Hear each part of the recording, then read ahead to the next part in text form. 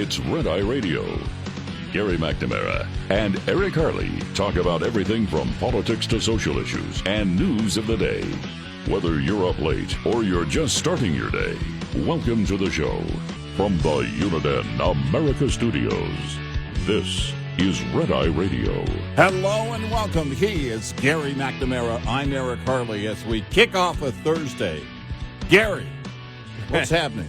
Well, as we always get to a Thursday, there's just too many audio cuts to play, and we'll get to all those coming up here in just a little bit. Just before we get started, though, I thought that this was a really interesting moment. Here it is for Karoline Leavett yesterday. Yeah. As I asked you during the break, I said, are the reporters purposely being obtuse, as if they really don't have any idea what's going on? Yeah, my answer was a direct yes. Yeah, but this was great yesterday. Here we go. All right. So if there were peaceful protests on Saturday for the militant parade, President Trump would allow that? Of course the president supports peaceful protests. What a stupid question. What a stupid question. And we'll get to more of that coming up here in a little bit. Just sad to hear about the death of Brian Wilson. Yeah, you think about, the entire Brian Wilson story. I don't know how many people over the years have called him a genius. His brother, Dennis, who passed years ago, and it was 1971-72, basically said, my brother Brian is the Beach Boys. The rest of us are just here. And he's the driving force. He's everything. And we're basically nothing. We're all just in these places. And there were some, in fact, again, that entire saga, which really is kind of still being written. The Beach Boys, without Brian Wilson, have gone on. They're still playing shows. I remember my sister-in-law saw them at a casino, and the fans just show up. They're just enamored. Then you bring in the John Stamos effect. John Stamos has been doing shows with the Beach Boys for a number of years. I don't know that you could call him a replacement for Dennis. Dennis was the drummer, Dennis Wilson. And since Dennis is a tragic downfall and passing, there's just been so much behind what was otherwise. If you think about the music of the Beach Boys, it's this positive music, right? It's if you put the Beach Boys' greatest hits on streaming and just let it go, it screams summer, it screams getting outside and everything else. The concept album really had not been born before Pet Sounds. Mm-hmm. And then Pet Sounds comes around, and next thing you know, the Beatles get the idea to do Sgt. Pepper. And you start having this series basically of, in I guess I would call it our era. I was pretty young back when these albums were actually coming out. I mean, I was a baby. But if you know anything about rock and roll and you enjoy that, the wide catalog of rock and roll, the entire spectrum of rock and roll and the contributions, the theme album thing, was extremely interesting. And if you think about it, very hard to pull off, and Brian Wilson as a producer. I think it was Bob Dylan who said the guy has an ear like nobody else. And he joked he should leave when he's gone. He should leave his ear. They should donate that to the Smithsonian because he was just a genius in what he knew in terms of the sound that he could produce and get out of the Beach Boys. The interesting thing is I've always looked at Brian Wilson as like who would I look at it? An actor that is especially a child actor. Ron Howard, for example. Ron Howard was an actor, but knew he didn't want to be an actor. He wanted to be behind the camera. He wanted to be a director, producer, whatever. Do all that stuff. He was totally enamored by how the entire thing was put together. Right. And the same thing with Brian Wilson. I mean, he really had no way.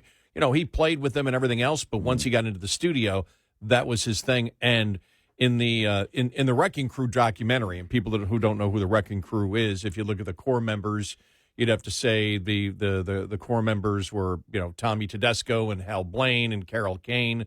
And I saw a quote yesterday from Carol Kane. She said Brian Wilson was the best bass player I've ever heard.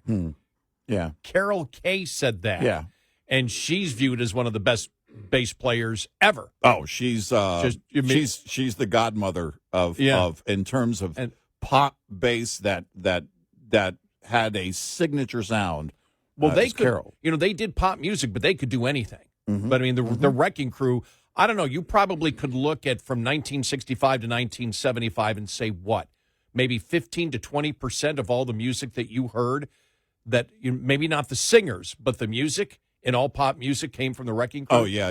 And there was, in fact, one of them said it was weird because they would get in their car if they were like on vacation and driving somewhere, and they could listen for just an hour and hear several songs that they had played on. Right. They'd sit there being, okay, but here's the top 20 countdown. It's like, we're on 7. So we're 7 songs in the top 20. Yeah. Glenn Campbell, a part of the Wrecking Crew. Right. And if you've seen the documentary, they all talk about Brian Wilson coming in, and you would think that they'd say, who's this kid? But immediately they recognized, what he had. And you're talking about, when you talk about the Wrecking Crew, I mean, the stuff, I mean, what do they say about Tommy Tedesco? He's on like, 5,000, 6,000 songs. He's played guitar. This guy could do anything. Yeah. By the way, he was hilarious after he basically retired and went out on tour and did speeches. He's the funniest guy you could possibly ever imagine. But all of them, Leon Russell, a part of the Wrecking Crew, and they all said they were blown away by him, and they were actually his biggest supporters when the record company, when even the band, all the people around were saying, we don't know about this Brian thing being in the studio and doing all this. They were the ones saying, no, go ahead. This guy knows what he's doing. Right. They were just blown away by his, and when you talk about the ear and what he heard and how he put it together, took the wall of sound and even went further with it. Yeah. It's just, you look at it and you're like, wow. Yeah. What a history of music. I really, when I was, again, when I started paying attention to the Beach Boys and everything else, I was sort of getting into prog rock and other stuff, and I was like, whatever, the Beach Boys.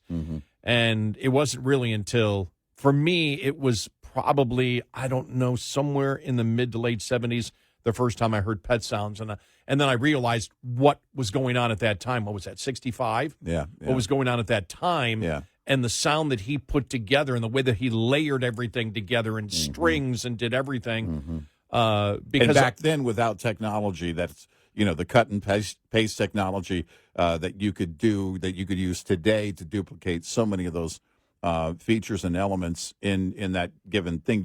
You really had to work as an artist. There was a lot of work that was put into the layering of and bringing that together.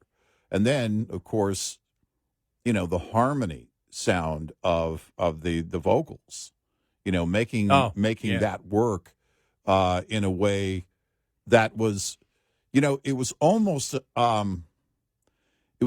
an answer to a lot of the adults at the time who were scoffing at rock and roll and had been at that time for about 10 years, since the beginning of rock and roll, this loud stuff. And, you look at that, the immense work, but talent that goes in, the vocal talent that goes in, the musical talent that goes into making an album like Pet Sounds. And it was, in my opinion, one of those answers like, well, if you think this is just mindless, beating on drums and strumming a guitar, then you need to sit down and look at the work that actually goes into it.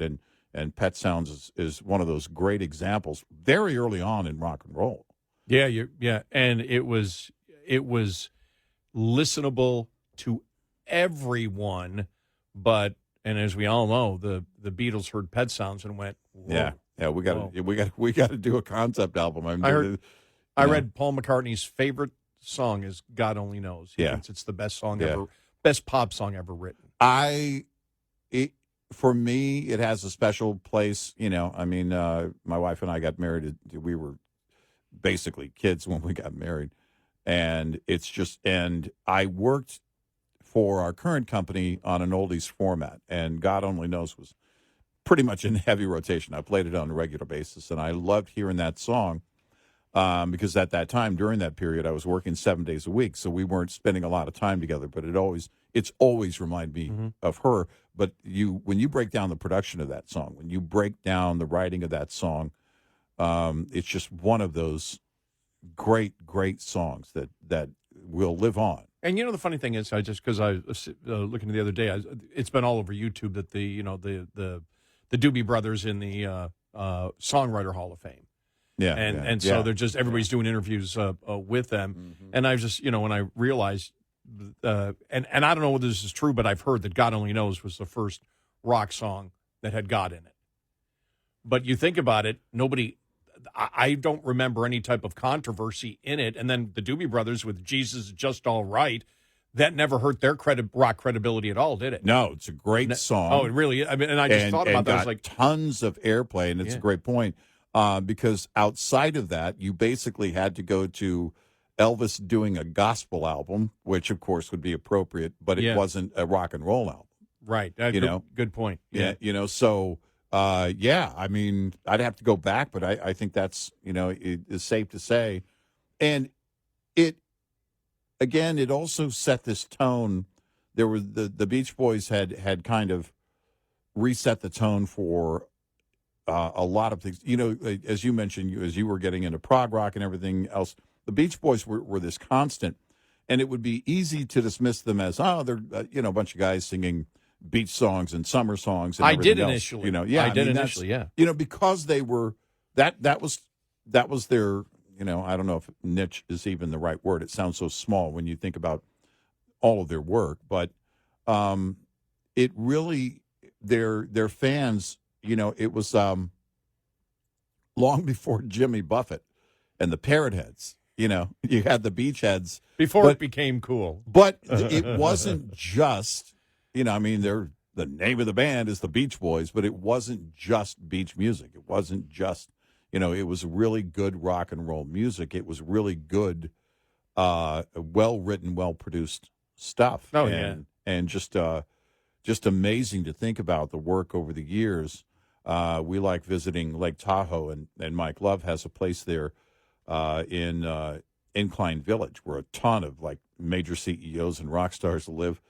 David Coverdale from Whitesnake lives up there, but Mike Love lives, in this place, this beautiful place up there in the near the mountain range, and it's everybody's fully aware that Mike Love is there. He's present. He's what I mean. It's like he's part of the community. And if you go to a show, any shows they've done in recent years, again, my sister-in-law. With going to one of the shows at one of the casinos. It was just, they couldn't, it was like, they first of all couldn't believe they were able to get tickets, but the fans just show up, over and over again. Because if you lived those years, if you lived all those years where the Beach Boys were ever present, then it still is a big deal for you. And their fan base is still very wide. It's still huge. Right. I met Mike Love and Dean Torrance from Jan and Dean back in '83 when they were touring. They actually put an album together. Really nice guys, and they did the beat. Of course, they did it. I was working in Florida, so they did all beach concerts in Florida. Which was perfect. And we sponsored them one time at a radio station here in Texas that I lived in. They played at a high school football stadium. It was a great show. Just a great show. But sad to hear that. Sly Stone also earlier this week. Yeah, we didn't get a chance to talk about that. But if you think about what he was doing and how cutting edge that was, I know. During the civil rights era, he puts together this incredible band that was a mix of funk and pop and rock and everything. I mean, it had all of it in there. And really, if you go back and listen to the early stuff from Sly and the Family Stone, it was ahead of its time.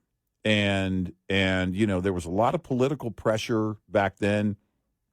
It was said that the Black Panthers, wanted him to, sing more about basically what the black community was going through. It was said that they put pressure on him to have an all-black band, and all of that. And then, of course, you get into the many stories, which would, also a common thread with Brian Wilson and so many rock stars of that period that, had drug problems and other issues that just major issues, plagued their lives. And it's really sad. Of course, you add to it the mental issues that clearly Brian Wilson, even early on, was dealing with. And his later years, it was announced just last year, February of last year, his dementia.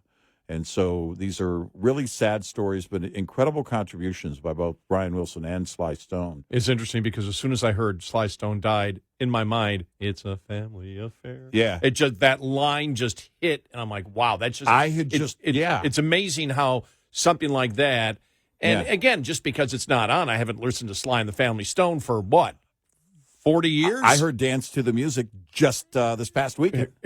Did you really? Okay. Yeah. And I've always loved that song. I mean, I've probably heard it because on the oldie station they probably play it, and when I get together with Al Bundy, we listen to the oldie station. But as soon as it was just so funny, I'm just amazed how the mind works. I went, well, Sly Stone, it's a family affair, right in my head. It's like, wow, which really almost kind of became their theme song. You think of Sly and the Family Stone, and Family Affair just almost became their theme song. Really, 866-90 Red Eye. Hey there, this is Hope Zavara with Mother Trucker Yoga, and here's your health tip of the day. Healthy driver, healthy diesel, powered by Howes. Lower back pain is one of the most common complaints amongst truck drivers, with over 50% experiencing it regularly. Let's fix that. Sit up tall in your seat, inhale and arc your lower back away from the seat, like there's a pin behind you you're trying to avoid. Now exhale. Round your back and tuck your tailbone under, just like the shape of the letter C. Repeat that movement 5, 10, even 15 times until your lower back and hips start to loosen up and feel ready for the road. There you go. Small, simple changes can lead to big results so that you, my friend, can feel good again. Visit mothertruckeryoga.com and howesproducts.com for more tips and support. Lines open for your calls. 866-90 Red Eye on Red Eye Radio.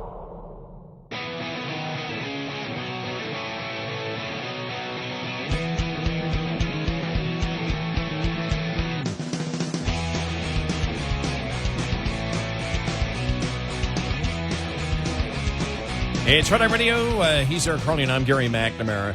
You think about it, because we were just talking about Brian Wilson, then we never got a chance to mention about the death of Sly Stone.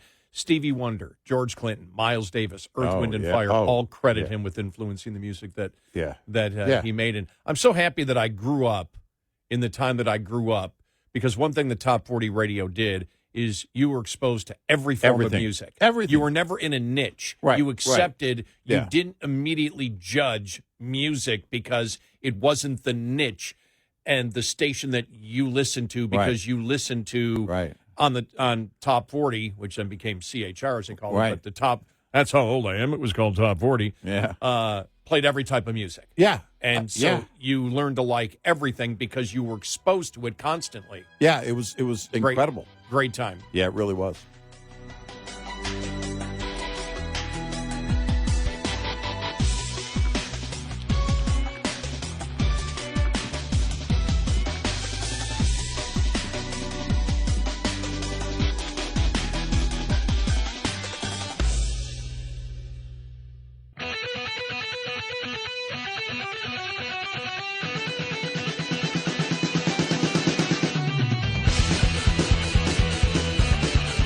all 5 hours of the show live every night on the Red Eye Radio app. Available in the App Store. Red Eye Radio. And he's Eric Harley, and I'm Gary McNamara. Welcome and good morning. One more death we just have to mention because we never did last week. We've been so busy with stuff. And since we just mentioned Brian Wilson and Sly Stone, Loretta Swit from MASH. Two things. I mean, I think of two things.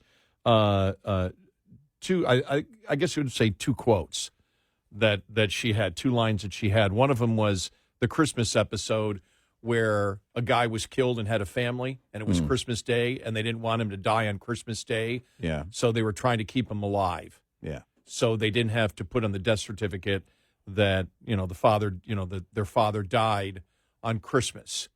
And they couldn't keep him alive. They couldn't keep him alive till midnight, so they just forged the papers is what they ended up doing. They said, right.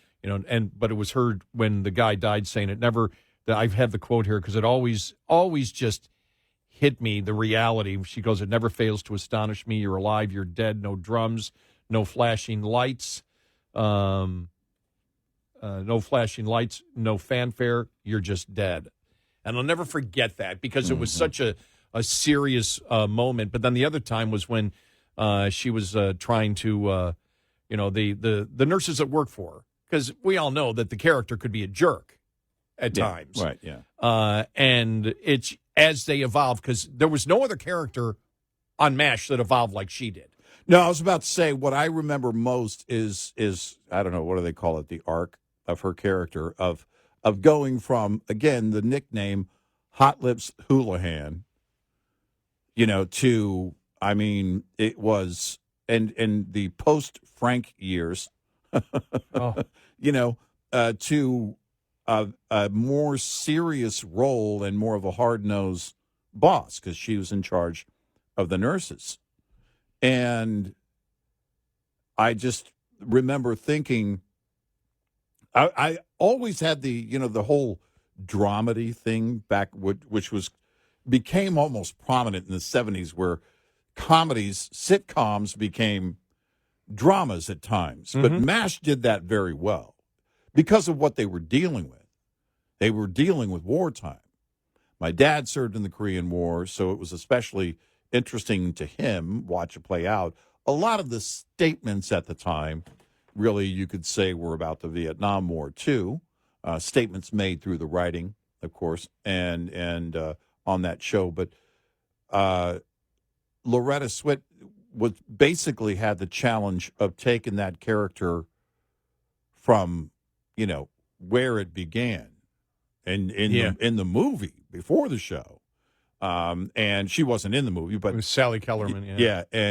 But that's where it began and setting that tone. And then all of a sudden, because it was a different era, it was a different feel. And also I have to believe that the producers and writers knew, look, we're not just doing a one-off, movie like the movie that kicked off the TV show that inspired the TV show that became the TV show. We're going to be in people's homes every week. And so, there are things we're going to have to address, and there's, and I think that character was one of them, had to be one of them. I'm just guessing here. I have no information. Well, she said, she said that she constantly pushed, and she got it to stop using the name Hot Lips. Yeah. She said, because this, we talk about, we want to bring reality to it. Right. But I'm a major. I'm the head nurse. Right. There's no way. A ton of responsibility. Right. There's no way in the military that would actually happen. Right. To the extent that it did. Not that there wouldn't be kidding in ways, but the way they said it to her face and the disrespect would not happen in the military. And she said it's just not the right thing. And she was right on that. Yeah. But it was the other one when because she softened. Yeah. She soft, her character change had also softened. But when she was with her nurses and she said, did you ever show me any friendship? Did you ever give me just a lousy cup of coffee? Yeah, I remember that. And they said, we didn't think you'd accept. And she said, well, you were wrong. And she's on the verge of tears the entire time. Yeah. And I just thought she had a tremendous, what she did. And you have to, compliment, because what they were doing when she was with Larry Linville And it was hilarious because Larry Linville in real life was, you'd talk to him, you go, this is the same guy, because he was, he was quite different, as they all are. But, you think about them, together, they were fantastic together. And then when he left, really you saw and then Winchester came in, David Ogden Stiers, then, she wasn't attached to any member there. Like with any type of relationship. Right. And she became much more, you could see the evolution, much more independent, much stronger, but also much softer. She was a character that I think evolved the most, but really over that period of 11 years matured. And she was a great actress. Well, and it was, it was a very sensitive issue in her relationship with Frank, because Frank was married too. Yeah. This is, right. one of these things that you at first on the face value, well, okay, it's going to be part of a comedy, but again, when you're repeating something and you're in people's homes and their living room every week, I have to believe there's probably a greater standard. Certainly was a push by Loretta Swit, as you mentioned, to change some of that and acknowledge some of that and say, look, if we're going to depict these characters every week, we're going to have to get deeper into the characters. You do all these things to facilitate ultimately the entertainment value, the overall entertainment value. But if you're doing the long form of this and the longer it went on, I would have to believe the more serious it got in terms of that approach, then you're going to have to, again, get into the depth of those characters. And you couldn't just, minimize one because of, whatever scenario. It was all important. And I think, too, probably the acknowledgement of so many veterans watching that show, so many wartime veterans watching that show, like my dad. And my dad never really spoke about it. He liked the show.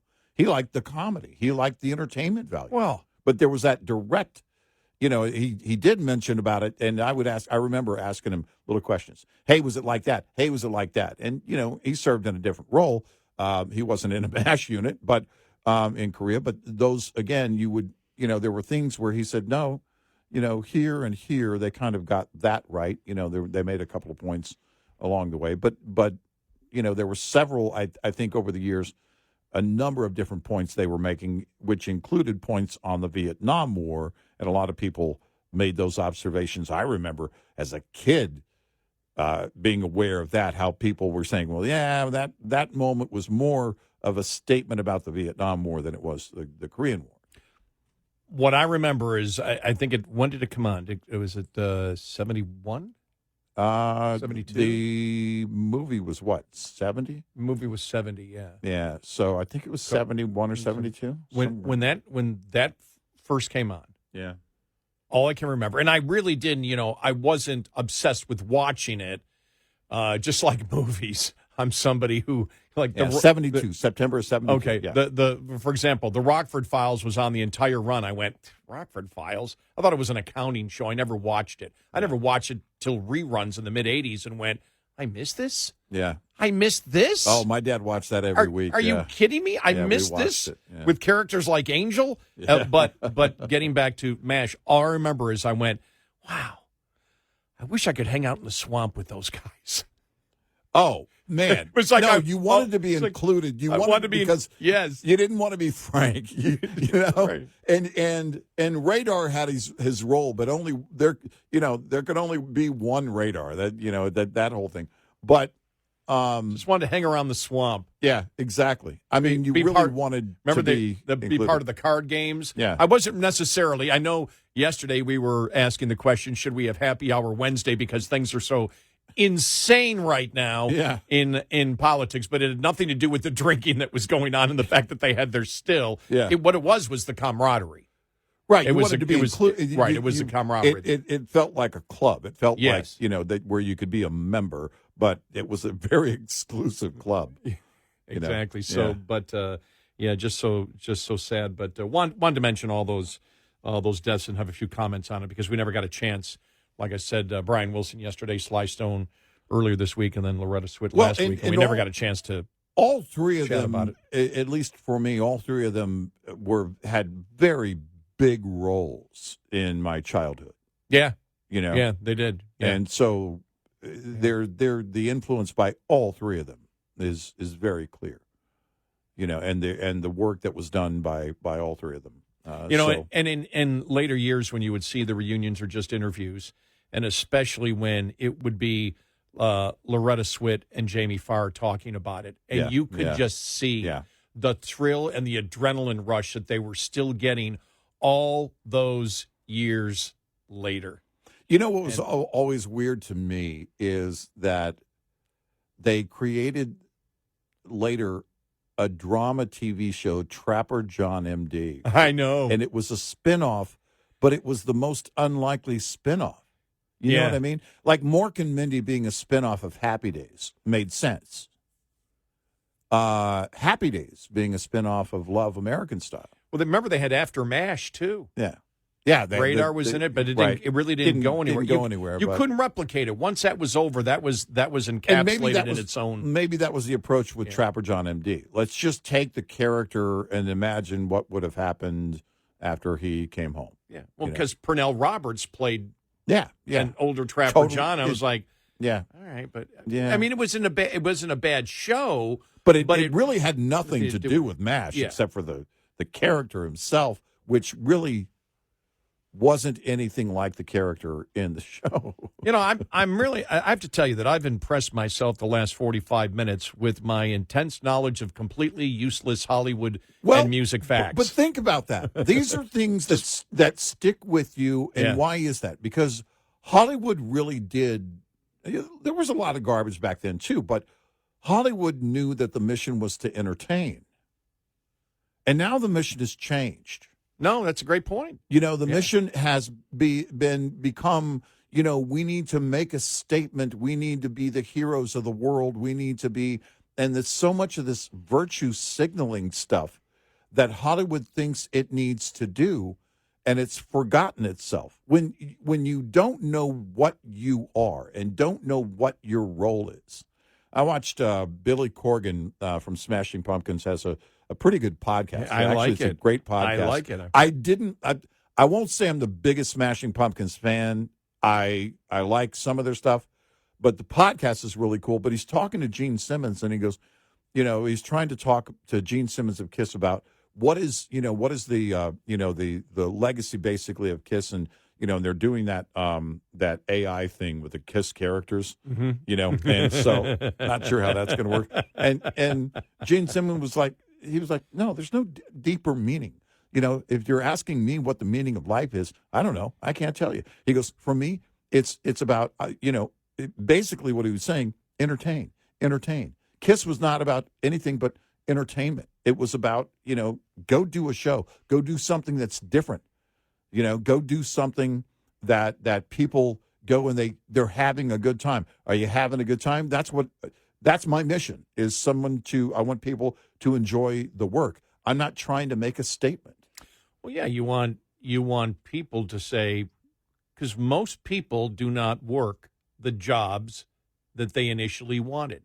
Right. You grow to love jobs at times because, as I always said, as you move up, when you get more power and control, which means you can make the decisions no matter what you do in life, you may end up really, really liking it. Right. But there's nothing greater than on a Friday night after a tough week of work. Yeah. Going to a movie and going, that was great. What a great time eating popcorn, enjoying the whole thing, being the if it's a drama, the tension, whatever, if it's a comedy, right. It's right. the humor that's in it. And same thing with going to a show. You go to a show and you enjoy it, you walk out, you go, God, that was great. And for a moment, you're living a different life, which is what entertainment is about. Well, bringing you to a different part, showing you that there's different things besides what you're going through Monday through Friday. That's it, and that's what it's about. And then I think Hollywood has forgotten their mission. My wife and I love movie night, and usually that's at home.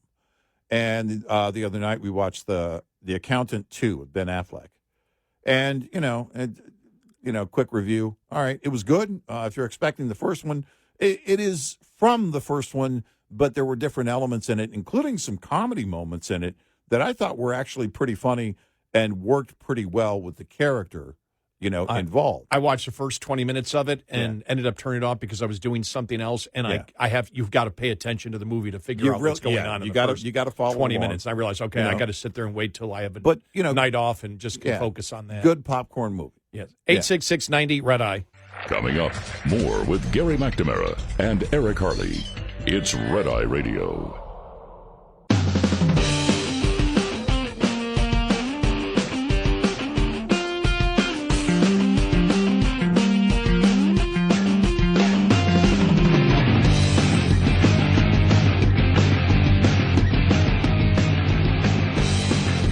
It's Red Eye Radio. He's Eric Harley, and I'm Gary McNamara. Oh, man, we got the audio cut. I have an audio cut. We have an audio cut, not an audio cut. I just say I because I played off my computer. Right. It's of Chuck Schumer not answering any questions. It's actually funny.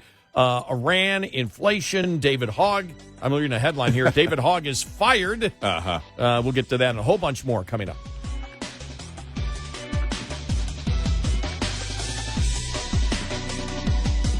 Top of the Hour News is brought to you by House Products. Visit houseproducts.com. This is Red Eye Radio on Westwood One.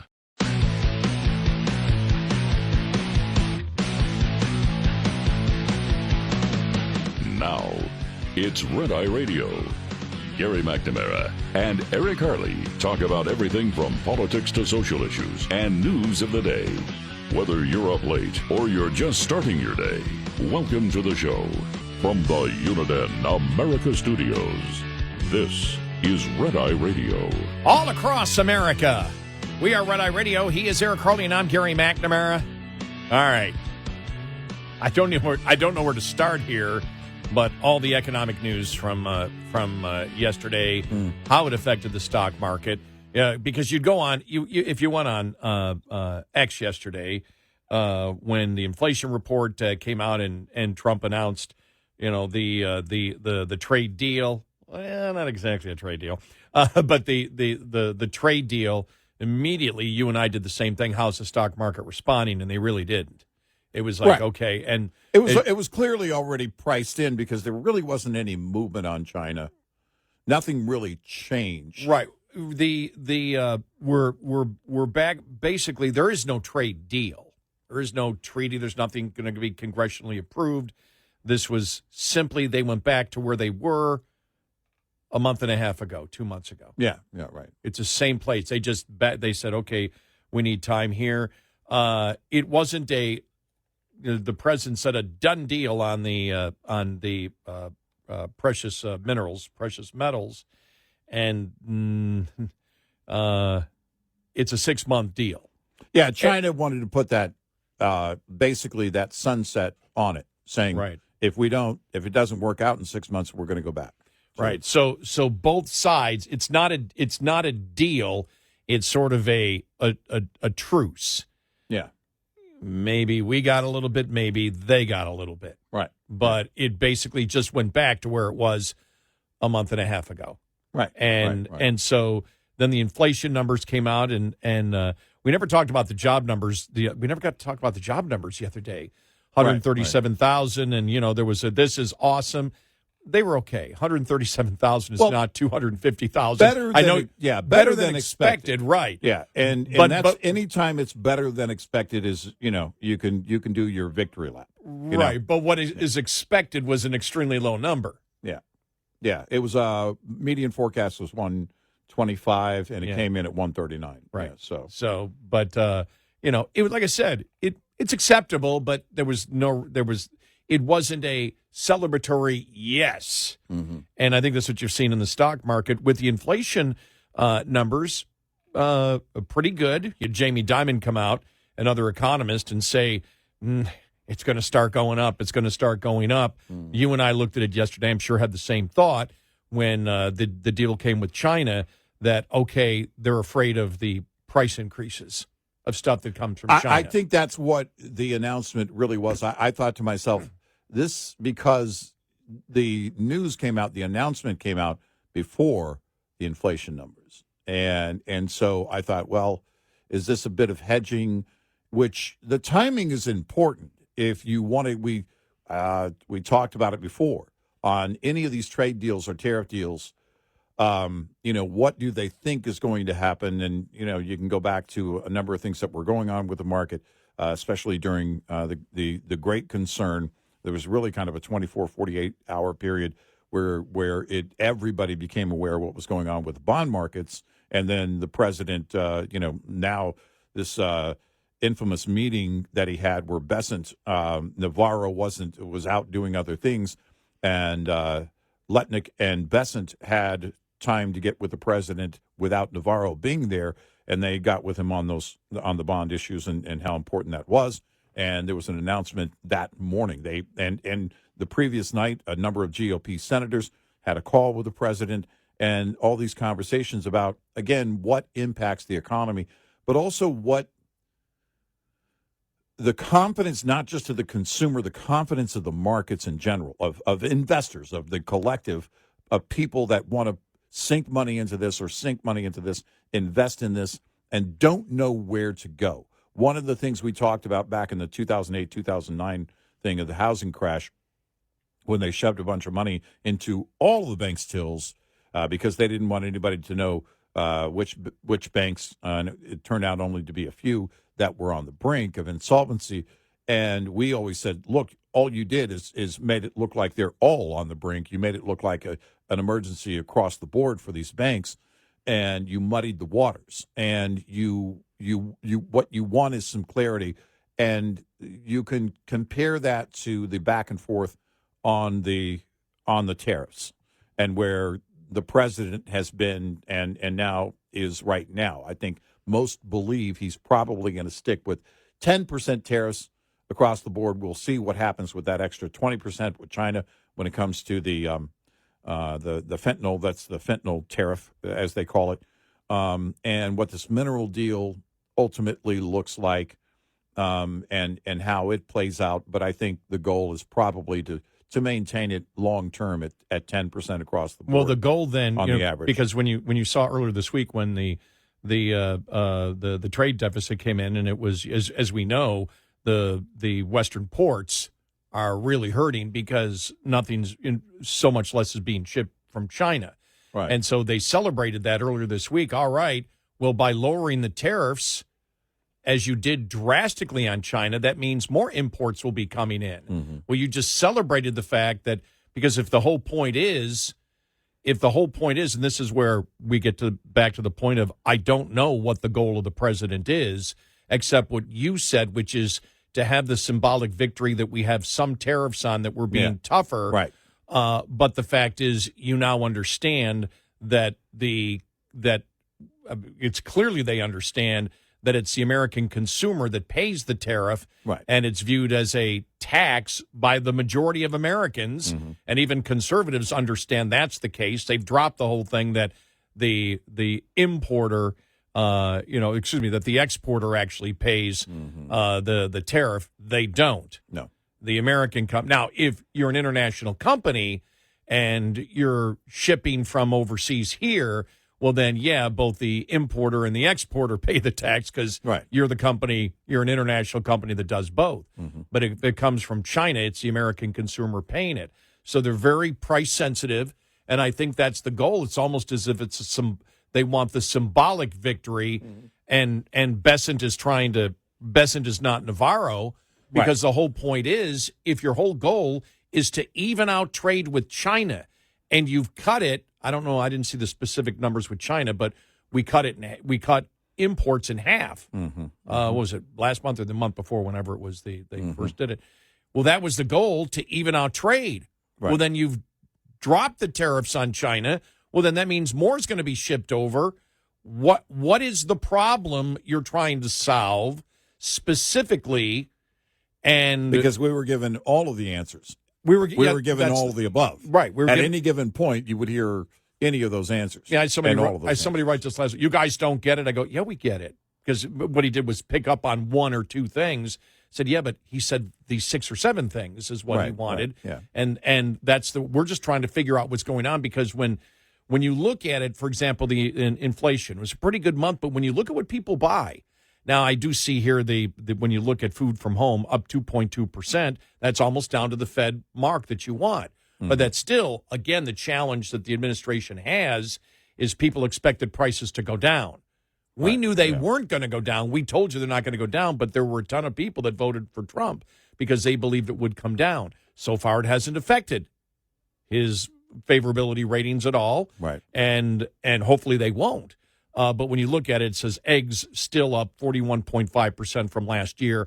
I don't think that's the case. I went in and I saw eggs for $2.89 the other day, and I went, well, it's almost down to where it was before. So that might have come down even more in the last month. But roasted coffee, 12%. Ground beef, 10%. Beef roast, almost 10%. Apples, 6.5%. Candy and chewing gum, 6.4%. Pastries, donuts, 6%.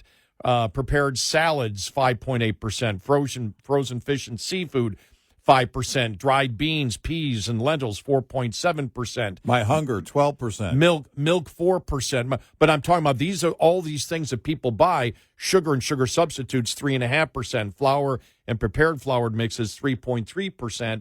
So all are way above that mark. We may be getting closer to what the Fed wants, and they can claim victory. But the point is, and the administration has been saying it, inflation is down. No, inflation is not down. Inflation's never down. The inflation rate might be down. Right, yeah. But the fact is, inflation, getting closer to the target rate, yeah. You're getting closer to what the target rate is. But food away from home, 3.8%. People eat out. They feel it. And so one of the problems is, gas service up, I think that's natural gas service, utilities, 15.3% from last year. Electricity up 4.5% from last year. And so motor vehicle repairs 7.4% higher than last year. So you look at those things that are things that people do every day, and there's still a challenge of those inflation rates because that's what people is feeling. And what we found out from the Biden administration is you can say everything you want about inflation being good, that it doesn't matter, that we've solved the problem. If people don't feel it, they will eventually react as they did to Biden with it. So there's still challenges out there. And again, I don't know what's going to happen. But one of the things that we also talked about was because Besson's been out there saying, well, to balance this 10-year budget, we have to consider tariffs. It's unfair that they're not counting the tariffs. We're going to have 2.8. Well, based on what number? Because you just cut the rate with China.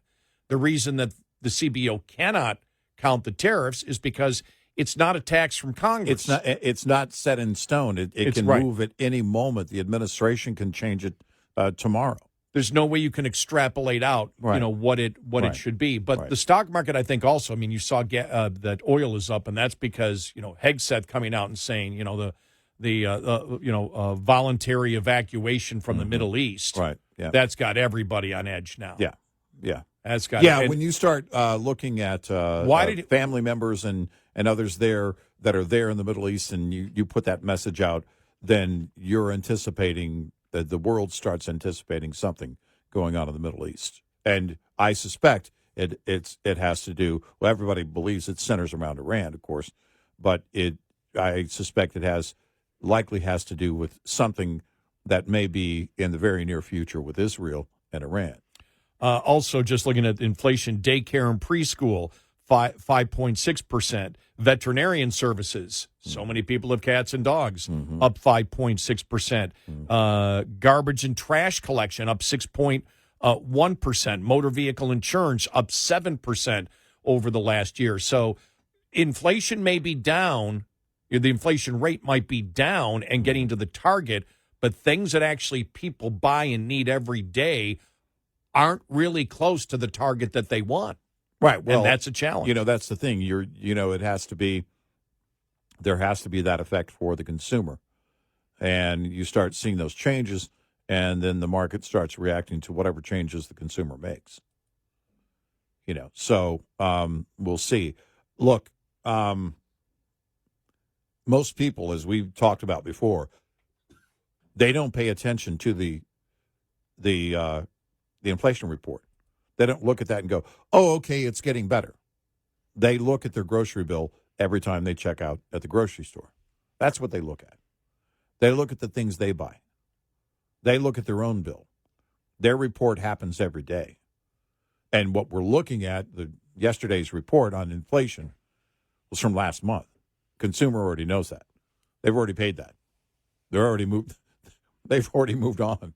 And that doesn't, you can say politically, you can say this has been the trend. Politically doesn't mean anything until you get to the actual effect on the consumer on pricing. And that's where it plays out for you. And it's an impossible task given where we have been. Because, again, inflation is compounding year over year over year over year. And we go back to, in recent years, over 9% at one point. And the target is to keep it at 2% every year above where it is now. Yeah. That's the target. That's if they do their job well. Or if things work out perfectly, it's 2%. And so, those are the impossible tasks politically. And it has to be, and there has to be that concern for that. I think that's why, I called it the Laffer curve on tariffs, where they were trying to find that sweet spot of where they could get away with saying, still do their victory lap and say, no, we put tariffs in and those tariffs are going to remain. But what percentage is that? And apparently it's at 10. That could change, but apparently that seems to be the magic number for now. And we'll see where that goes. When you saw Bessent also come out yesterday and say that that they are willing to extend all these trade deals out as long as we're discussing it, that's another problem because you're not going to get the investment you want if there isn't some type of conclusion coming anytime soon. Right. That's the problem. Right. When indecision, industry doesn't like.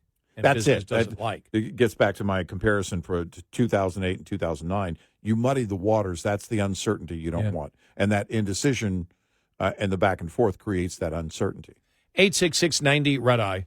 Brought to you by FPPF, Fuel Power Max. Uncompensated detention at docks frustrates drivers of all stripes. If you're an owner-operator, you have at least some control over the matter. Make the subject a standard part of your rate and/or contract negotiations on the front end. You can use your own numbers to calculate an hourly rate to compensate for lost income opportunity, as well as fixed costs, which don't stop when the truck stops. Those two elements of a fair detention rate were deemed appropriate by most of Overdrive's audience almost a decade ago. We've used income, fixed costs, and miles average of our owner-operator business services from ATBS's clients to compute an average $64 an hour detention rate then. And 10 years later, the figure is $83 an hour. Use your own numbers to calculate your rate. A simple conversation with any broker or shipper or your carrier if you're leased about what you're putting in the rate might yield results you don't expect. Owner-Operator Business 101 is provided by Overdrive's Partners in Business program. Go to overdriveonline.com to the Partners in Business section of the website for more details on this and many other topics. Brought to you by Shell Rotella, with advanced synthetic technology is designed to help keep your rig running with more mileage and less maintenance. Lines open for your calls. 866-90-RED-EYE on Red Eye Radio.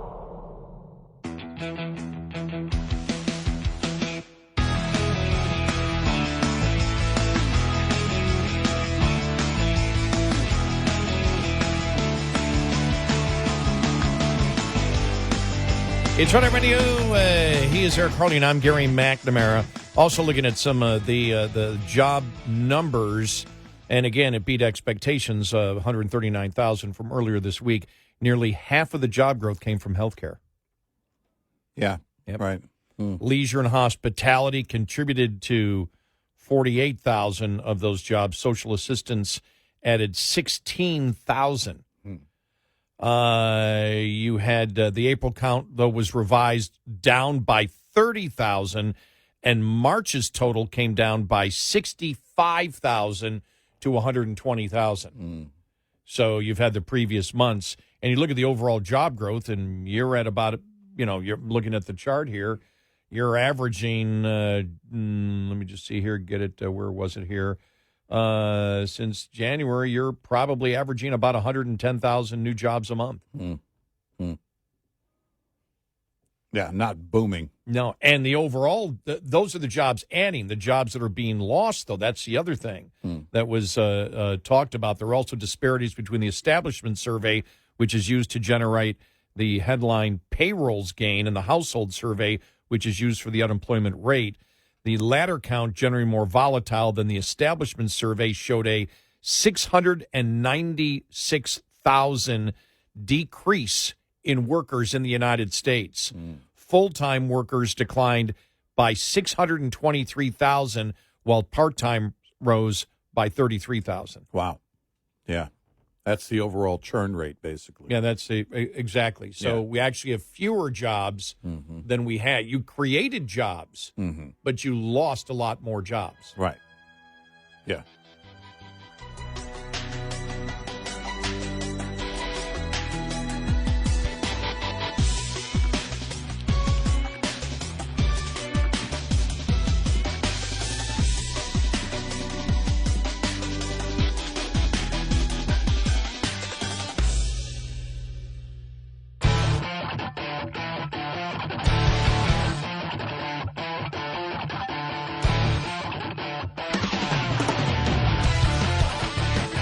You're listening to Red Eye Radio from the Uniden America Studios. It's Red Eye Radio. He's Eric Harley, and I'm Gary McNamara. I'm telling you, I got to play this. This is Brit Hume yesterday about the politics of the riots. Yeah, right. And yeah. I just burst out laughing. And he goes, politically, what they're doing is nuts. Yeah. I mean, that's why what we call it the perverted sense of awe, that we're like, wow, I can't believe they're so stupid. But here's Brit Hume. Here we go. I think, that politically what they're doing is nuts. To interfere with these ICE raids, or to countenance the interference with them, and then to blame the federal government for causing riots in the streets of Los Angeles and so on. I don't think it plays, but it tells you something about where the Democratic Party is. Governor Newsome's position tells you something, too. He'd like to run for president, one presumes. And the first duty, it seems, within the Democratic Party these days is to show that you are a hardcore Trump resistor.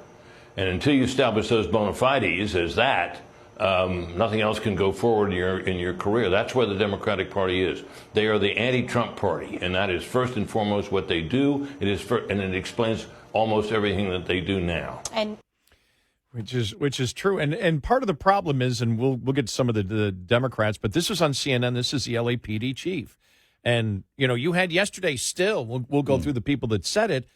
Talking about the fact that it was a peaceful protest, and that Friday was peaceful. And as we went through it yesterday, even the New York Times in the timeline, it wasn't peaceful on Friday. Trump sent in the National Guard. By the way, the Marines haven't done anything yet; they're still training. Right. They haven't been involved in anything. Right. But the National Guard, they're there, but they're not. The Marines are there, but they're not actually involved in anything to do with the riots at the moment. Right.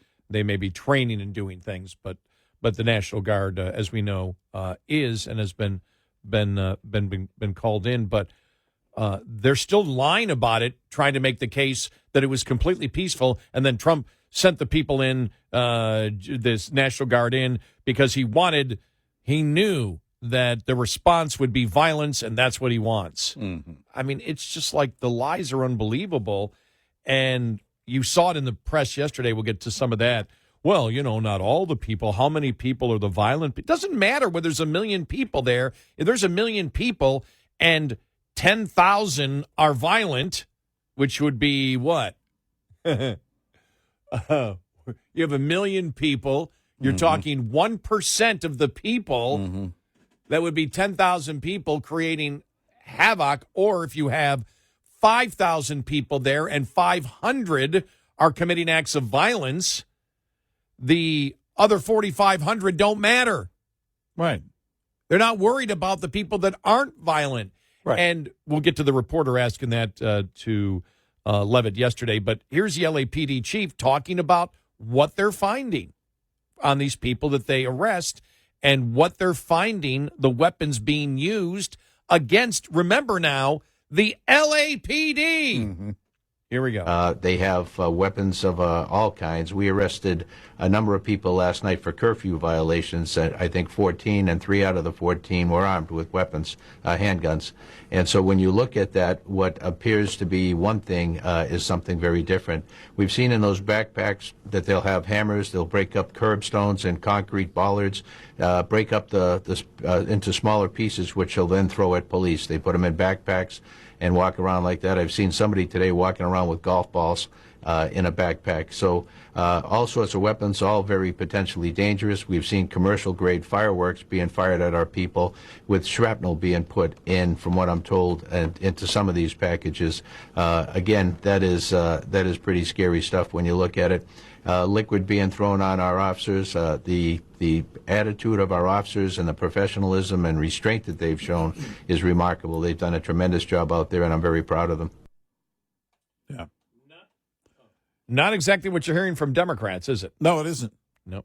And we talked about it yesterday during the show about what local leadership and state leadership is doing in terms of putting these officers in harm's way with their response. The officers are there and they have to do a job. And being targeted by these protesters and rioters, this is an extremely dangerous situation. Mayor Bass, Governor Newsome don't care at all about these officers and their well-being. They don't. No, they don't. Let me see. I want to get to the one before I get to Leavitt. This is a reporter following Chuck Schumer. And Schumer just walked. He's right in his face. Schumer won't answer at all. Here it is. Here we go. Senator, what do Democrats mean when they say that the L.A. protests are peaceful? Senator, what do Democrats mean when they say that L.A. protests are peaceful? Thank you. Do you consider burning private property peaceful? He just keeps walking. Yeah. Won't even turn his head. Yeah. Because you can't argue. You look, the point. One of the points was made, or the question was asked the other day, what point do you start to pivot, if you're a Democrat? Well, you can't pivot. There is no pivoting. They're trying to dilute the story. Well, most of the people aren't doing this. It's a dangerous situation because you have quite a number of individuals who are dangerous and are posing a danger to the citizens, the officers there, the federal agents that are there, and the property in that area. So playing the ratio game, it's like saying, well, if you look at the population of Los Angeles. Or now even Kimmel was using, well, nothing's happening here in Hollywood. Right. There's the number of people involved in it, and also the geographical argument that they're trying to make. Well, it's not like 99% of L.A. It's like, well, L.A.'s really big. Yeah, they're doing this ratio thing, this stupid ratio thing. Even during the George Floyd riots, it wasn't the majority of Los Angeles. Yeah. It's a huge place. They're trying to make the case, well, the riots are in this whatever the number of block area would be. Doesn't matter. It doesn't matter the people that are peaceful. You're talking about the people that aren't peaceful, and you're talking about the violence that would have been allowed to happen and go much further, we believe, if Trump hadn't sent in the National Guard. Right. This ratio game is stupid. It's what it is? It's back to the, well, yes, illegal immigrants may commit crimes, but they don't commit them at the same ratio of American citizens, so it's okay. No, it doesn't matter what the ratio is of crimes, even though that's been debated, whether that's true or not. There's been a debate on both sides of it, but let's say it's true. Because I can argue whether it's true or not true.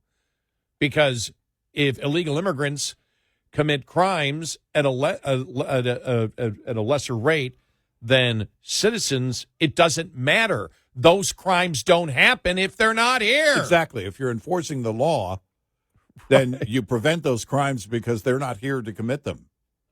It's like the old joke, Look, You go all of your life without committing one crime, but you punch one cop in the face. All of a sudden, you're a criminal. Yeah. You know, it really is. This ratio game is indicative of that the left doesn't know where to go on it. They would love to pivot away from this. They're trying to defend it in the weirdest of ways. The DUI comment yesterday from CNN from the one Univision it's not a former ankle. crime. Not a crime. It's a misdemeanor. It's like a misdemeanor. It's like a DUI. DUI. It's like, oh my God, shut up. I'm sorry. You mean the drunk driving kind of DUI? It's that one. It's insane because they're arguing like adolescents once again. Well, Dad, yes, I demolished the front end of the car, but look at the taillights. They look better than ever. But here's a reporter playing that game. Yeah, we got time. Here playing the game with Leavett yesterday, the ratio game. Here we go. Yeah. And then on the domestic side, you were just asked about the First Amendment rights issues. In the president's comments yesterday, though, he just said protesters would be strongly dealt with. In your list before, you referred to insurrectionists, rioters, and protesters together. Obviously, they're quite different from your earlier answer. I'm struck by the fact that the president has not at any point said the most important thing here is to protect the First Amendment rights of peaceful protesters. So I'm wondering, where in his hierarchy of interests does he place that? Is the First Amendment protection the most important? Is stopping violence most important? Why is he not out saying all peaceful protesters will be protected? I think two things can be important at the same time. And the president, as I just answered, supports the right of Americans to peacefully protest. He supports the First Amendment. But that is not the majority of the behavior that we have seen taking place in Los Angeles. We have seen mobs of violent rioters and agitators assaulting law enforcement officers, assaulting our federal immigration authorities. And we have seen, as I said, this goes back to what this administration is trying to do and accomplish, and that's enforcing law and order in our nation's communities. And it's removing public safety threats from communities in Los Angeles. You're saying the majority have not been peaceful, the majority have been violent. I just read for you the arrest numbers. We've arrested nearly 400 illegal aliens alone, just illegal aliens who have been arrested in these riots since June 6th, since they began. Thousands of people on the streets. Yeah, and we've had hundreds of people who have assaulted law enforcement officers. But if we can just stop there, you can see he's trying to play the ratio issue. Right. Well, we've arrested 400. Well, you said majority. You said majority. But there were 5,000 on the street. Yeah. And it's like that's not a majority. Well, like, what's he going to win? What does he think he's going to win? Are you being? I'm sorry to take the quote. Well, I'm perverting the quote a little bit from the warden in A Shawshank Redemption. But is that reporter being? Is he being purposely obtuse or right? Exactly. Or is he just? Does he just think in a warped way? Because if there is violence happening and there are peaceful protesters out there, by targeting and stopping the violent criminals out there attacking, and by the way, I was happy to see, because I asked a question the other day, is anybody going to be charged with attempted murder? Yep. Yeah. You're an idiot if you don't understand by protecting and going after the criminals, you are, in essence, supporting the free speech rights of anybody out there, and in the future, by saying, if you wish to peacefully protest, go ahead. Right. Because we will protect your right and we will keep people from destroying your message. Right. By committing acts of violence. You know, and that's it. They want to split hairs here in the media and play this ratio game. Well, but you said majority. 400's not a majority. There are thousands out there. And we don't know which ones of them that we didn't arrest might become violent? Yeah, you don't know. We have no idea, and you don't either. This isn't a ratio game, and it's also not all the priorities are the top priorities. Everything, every part of the mission is a top priority. Protecting the lawful citizens, mostly peaceful citizens, the officers that are there, the federal agents that are there, and the property and the community of Los Angeles that the local and state leaders refuse to protect. Or that idiot reporter, well, these are just people that have curiosity about vehicles burning in the street. Exactly. Everybody likes to watch a car burn. 866-90-RED-EYE. We'll be right back with more Red Eye Radio with Eric Harley and Gary McNamara.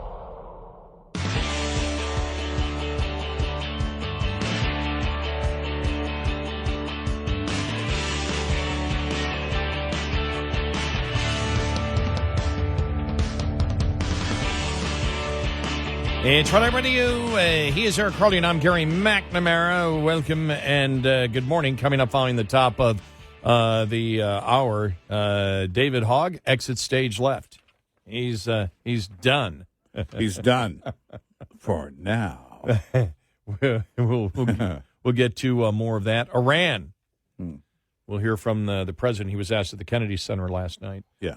About it, and the response. You and I were talking about this. Said, well, if you're going to negotiate with Iran, that's one of the ways to do it. Yeah, by telling basically your people in that region to get out of the way. Yeah, because Iran doesn't understand anything. As we've seen the response from the Ayatollah, you saw what he said the other day. Yeah. Yesterday, I think it was. So we'll get to that. I saw J.D. Vance was asked at the Kennedy Center, do you think that Gavin Newsome wants to get arrested? And he answered, probably it would really improve his odds of winning the Democratic presidential primary for 2028. I'm a victim of Donald Trump. Yes. Yeah.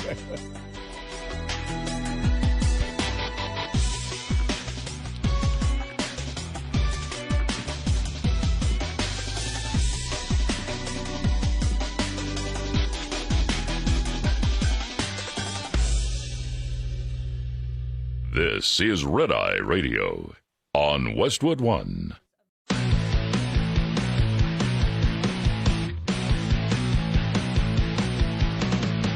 Now, it's Red Eye Radio. Gary McNamara and Eric Harley talk about everything from politics to social issues and news of the day. Whether you're up late or you're just starting your day, welcome to the show. From the Uniden America Studios, this is Red Eye Radio. All across America, we are Red Eye Radio. He is Eric Harley, and I'm Gary McNamara. Good morning. You know, here's an example. We've said many times before, what do the Democrats actually believe? What does liberalism actually believe? Or is it just about gaining power no matter how you do it? Right. This is from 2015. Listen to Bernie Sanders talk about the fact that open borders is a right-wing proposal. Listen to Bernie Sanders then. Yeah. You know what Bernie Sanders is saying now? Yeah. Listen to Bernie Sanders 10 years ago. Open borders. That's a Koch brothers proposal. The idea, of course, I mean, that's a right-wing proposal which says essentially there is no United States. But it would make a lot of global poor richer, wouldn't it? And it'd make everybody in America poor. Then you're doing away with the concept of a nation state. And I don't think there's any country in the world which believes in that. If you believe in a nation state, or in a country called the United States, or UK, or Denmark, or any other country, you have an obligation, in my view, to do everything we can to help poor people. What right-wing people in this country would love is an open border policy. Bring in all kinds of people who work for $2 or $3 an hour. That would be great for them. I don't believe in that. You don't? Are you sure?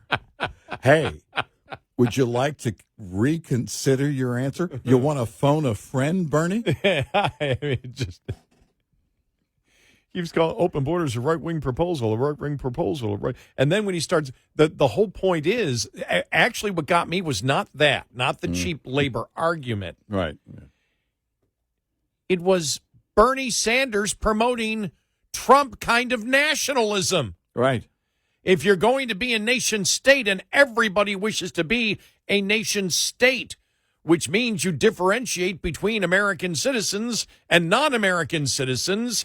And that's the basis of nationalism. Right. That, by the way, in 2016, his own party was talking about and criticizing. How dare we have this nationalist that's running for president in 2016? And 1 year before that, he's saying that if that you have to believe in a nation state, you need to believe in the United States of America, that we are a nation state, and no nation state would have open borders. No nation would want It's that. insanity to do that. Right. Just to show you that the passion that he showed there, even as they're talking over each other, because he was insistent on getting his opinion across. Yeah, right. Wow. Yeah, no, that's a right-wing thing. That's a right-wing thing. And by the way, that would have been about the time that Canada had come out and said, look, if you're coming here, you need to have Canadian values. That was the survey that was done, and you and I got the biggest kick out of it, because it was like, when you would say, what's look, with all this national? Yeah, if you come to the United States, you need to have American values. It was Right, viewed as, oh, you can't say that. You can have whatever values you want and commit to the United States. Yeah. And then they did the survey with Canada. It was like 75, 80% Yeah. of the people in Canada said, no, if you come here, you need to have Canadian values. Now, we did ask the question, looking at Canada today, is Canadian values from the Liberal government to destroy Canada? Right. Is that a Canadian value from the left? Is that the current Canadian value? Yeah, you got to ask that question. Right. With the insanity and the things that they do, is a Canadian value to destroy free speech? Is a Canadian value to put people in jail for using the wrong pronouns? Right. Mm-hmm. And what? So you have to ask. We have to put a qualifier. It all depends on what Canadian values are. Yeah, exactly. Is it conservative party Right. Canadian values? Right, Or, yeah. but then again, you can say the same thing for the United States now. Right. What are American values?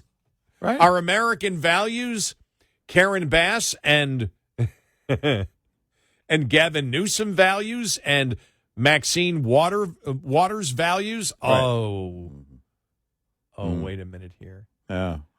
Okay. I've got a John. I've got a John Kennedy comment on Maxine Waters. Oh man, just come popped in. on! You We ready gotta for hear this? that? Yeah. Okay, everybody ready? All right. Stop what you're doing unless you're driving. All right. Yeah. Continue driving. You might want to pull over to the side of the road because it's a John Kennedy winner. Here we go. Yeah. All of this is why the aliens won't talk to us. I mean, I see what you see, what the American people see. I mean, no disrespect to Congresswoman Waters, but somebody needs to tell her that the voices in her head are not real.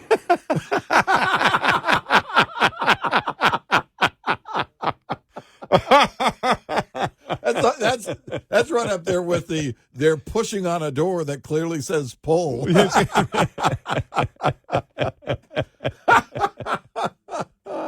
Wow. Oh, my gosh. That's great. I love that. I mean, there's just so much. We've told you the problem. It's a Thursday show. By the time we get to Thursday, we have so many audio cuts saved that it really just becomes plain audio cuts and laughing. Yeah. Yeah. Now, Senator Kennedy never disappoints. Now, here's Governor DeSantis saying, by the way, he said we did offer the Florida State Guard to Gavin Newsome. Oh, We offered. Yeah. And but here's his, he was on with Jesse Kelly last night, Governor DeSantis of Florida, and it is funny at the end what he says here. Here we go. For Newsome help from Florida Resources? We did. And this is not anything unique to this. We offer help and we get help when we have hurricanes and things like that. Their response, though, was that somehow us offering help was going to, quote, inflame the situation. No, what's inflaming the situation are the illegals that are burning cars and looting stores and are out there blocking traffic. That's what's inflaming the situation. The way to put the fire out is to make sure you have law and order. And I can tell you this, you look at those L.A.P.D. officers, they're not getting the support that they need. That's part of the reason we've had a lot of people from there come to Florida. And oh, by the way, we offer a $5,000 signing bonus for any out-of-state police officers who get hired in the state of Florida. So something to think. I love that. But he said what we said before. The big thing that's lost on this, the mayor and the governor, they don't give a damn about California law enforcement. Forget about Trump. They don't care the kind of hell that they put California law enforcement through. Right. They don't care about their own cops. Right. Yep. No, I mean, this is, this has been something that has just been resonating throughout all of this. And, of course, the liberals don't care about it. They don't. Their focus is, again, on this weird ratio game they've been playing. And they don't look at the danger. The danger that right now, that because of how they're responding to this, Mayor Bass and Governor Newsome are putting their own local officers in harm's way. Yeah. And creating a greater danger for those individuals. We know what the goal of the violent people, we know what they're doing. Playing this stupid ratio game. It reminds me of Ferguson. Well, but these police officers have guns, Jake Tapper. Oh, my God. They have wartime helmets. This is who they are. It's not fair that the officers protect themselves. They have tank-like vehicles, armored vehicles. The armored vehicles, remember that? It was like, oh, my gosh, yeah, how dare you? Because they have armored vehicles because they're bringing the riot police in. Yeah. And they wish the riot police to be able to get to the point where they need to get. But Jake Tapper, that was the best. And these police officers are armed. They're and they have armed. They've got armor on, and it's like, armed. Are you an idiot? They're riot police. Exactly. It's moron. I mean, seriously. Now he's going to write a book. Yeah. I've come to realize that police should be armed. I've come to realize there's a reason they have guns. Breaking news. In his new... We are just learning. By the way, they can say that honestly. We're just learning that former President Biden had cognitive issues. Yeah, we know that. We know you're just learning. In his new book, talking about the realization that cops are armed, his autobiography, Original Pinhead. Yeah, exactly. It's like... But what they do, again, it is deliberate. It is deliberate. As thoughtless as it is, it's even more deliberate. Which tells you they don't care about the effect of that. The goal remains to come in and cloud the situation with this stupid ratio game that they're playing. And they care nothing about, including Mayor Bass and Governor Newsome, care nothing about the well-being of these police officers that are there. No, and in fact, they're okay with making it more dangerous. Why is it that the left, time after time in situations, because if you think about like the curfew, okay, you finally call all officers into duty, and you're going to stay on duty, until further notice, and then you're going to be on site. We're going to head. Why does it take so long? Why does it? Because they realize they're losing this politically, and that's absolutely tragic. Because what you do is, in the meantime, create a more dangerous situation for those officers. Because what you're doing then is you're making it. There's the violent actors here. These activists on the ground that are violent care nothing about and don't make any distinction between local police and federal officers and ICE agents. They make no distinction whatsoever. Every one of them are targets.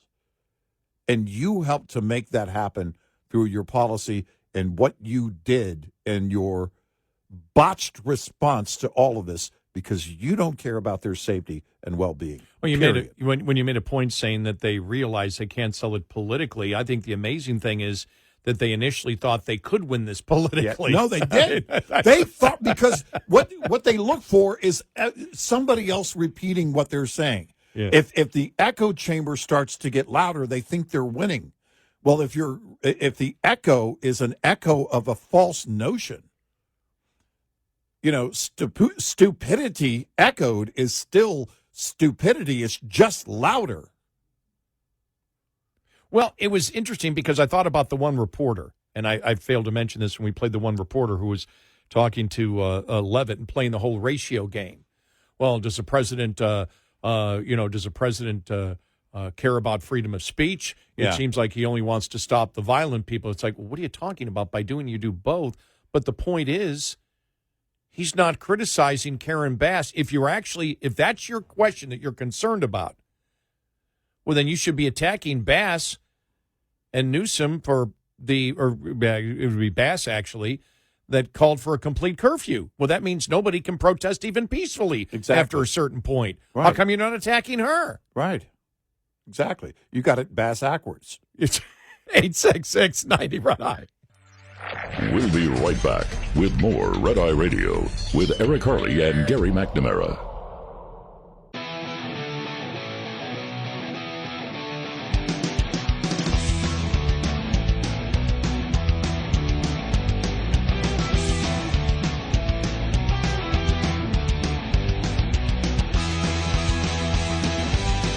It's Red Eye Radio. He's Eric Harley, and I'm Gary McNamara.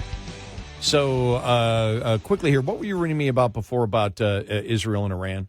Because very quickly, I was talking about. I had mentioned that the president commented on the Defense Department's announcement of voluntarily you can be evacuated from the Middle East, and that's got people thinking that is the United States going to war? And you had mentioned to me an article that you were just... And now CBS and NBC and other major news, used to be formerly major news outlets, are reporting the same thing. And it essentially is the same headline. Israel is considering a military strike on Iran. Sources say, that's NBC, Israel is posed to launch operation on Iran. Multiple sources tell CBS News that from CBS.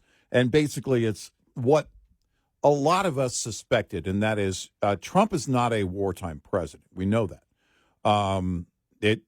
Any move that was going to be on Iran, many of us believed it was going to come from Israel. And that conversation has happened recently. The president being asked about, the voluntary evacuation or Americans getting out of that region, because there is a concern that if Israel attacks Iran, that Iraq or Iran would attack American interest in Iraq.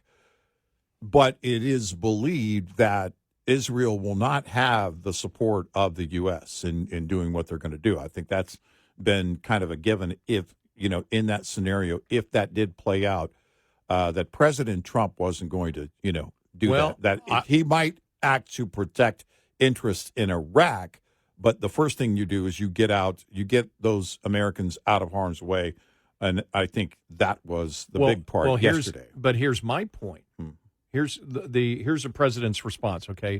All right. At the Kennedy Center last night. Could you provide an update on Iran? We're hearing reports that U.S. personnel are being moved out of the region within striking distance. Well, they are being moved out because it could be a dangerous place, and we'll see what happens. But we've given notice to move out, and we'll see what happens. Is there anything that can be done to dial the temperature down in the region? They can't have a nuclear weapon. to me, the evidence of Hegseth saying what he said yesterday and Trump's response, to me, indicates that even though he has criticized Israel, if it's true that Israel is going to do it and it's not going to be the United States, to me that shows behind the scenes he's not coming right out. But to me, that would indicate the United States supports what Israel's going to do. Well, in terms of the moral support, yes. I think what I was saying earlier is direct support. You can, of course, have the back and forth about where they, purchase their weapons from. Well, the direct. Okay, this is humor. The direct, support. Let's play the ratio game. The direct support would be to even out the trade balance by selling the military weapons, exactly. as we had said. Well, exactly. But there's no doubt that I think, because again, Trump is not a wartime president, but you have the benefit of Israel. Israel has to move on Iran eventually, I think, anyway, or they believe they do. And what this reeks of, both with the Defense Secretary Hegseth and President Trump's comments, is it looks like Iran is right now at a very critical point in the development of nukes. The talks are going to continue between the U.S. and Iran. I don't think it's going anywhere. I don't think you're ever going to get a situation where you have, and I think they probably know this now internally, and maybe have for a while. But President Trump, if anything, is a president who will go to even sitting down with Kim Jong-un back during his first term. Look, we're going to do everything we can diplomatically to make sure that we've, crossed our T's and dotted, as you say, our lowercase J's. And that has to be the game, because if there is a point where we have to protect American interests in Iraq or anywhere else in that region, then certainly you want to be able to say, we vetted this situation best we could. The lowercase J comment comes from Wayne's World, too. Yeah. Oh, yes. Yeah.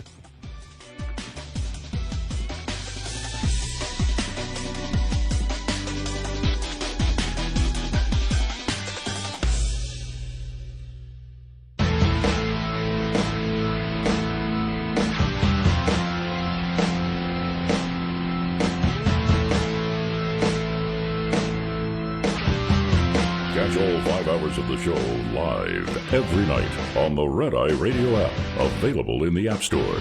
Red Eye Radio. And he is Eric Harley, and I'm Gary McNamara. Welcome and good morning. Thanks so much for being here this morning. Yeah, so when we talk about the Iran situation, and I'm ready to hear, headline from National Review, Trump's Iran's problem isn't the GOP hawk's fault, it's Iran. And, this entire thing, it's the hawks in Congress that want to do it. And they may. But I do think that what might be happening here, and the reason the president said what he said, is because you have Israel do the dirty work. Yeah. And then you still remain as the person who wishes to negotiate. Look, Trump has one of the things, because there are critics of Trump that will look and say, well, he's telling the Middle East that we can do trade and they can become rich and we can become rich. These people are crazy, right? I mean, that's, that's one of the points of view out there. Why is he doing it? Because when you do it, when you say you can either succeed with us or be destroyed by us, that's a pretty wide range of what you're offering, where you're saying, we're not just saying, you don't do this or we kill you. We're offering you a way out and a way, and a way to succeed economically. Now, that's not a concern to Iran. Not at all. It isn't, but it's great public relations, I believe, to show that you're a leader that's not just, showing the stick. You're also offering the carrot. Right. And I think I don't think that's necessarily a bad way to go, and it can be a great way to go. It all depends on how you follow it up, because follow through is everything. Yeah. Because one of the things with Iran is and some of the Middle East, when you see, for example, the Abraham Accords, and if they could get Saudi Arabia as part of the Abraham Accords with Israel, that would be unbelievable if you could do that. Yeah. If you could get that. There are leaders in the Middle East that look and understand. I believe the Saudi family, for all their faults, is one that understands that with Russia's oil, United States oil, especially with what the United States has, when you see what we have, they realize, and the Crown Prince, for all the criticism that's justified about him, that he said a long time ago, we just can't be selling one product. We have to diversify, and if we diversify, that means that we have to become more Western, because if you are involved in capitalism and you're involved in trade and you've got investment in Saudi Arabia from the Western world and Saudi Arabia wants investment elsewhere, you have to accept other people's cultures.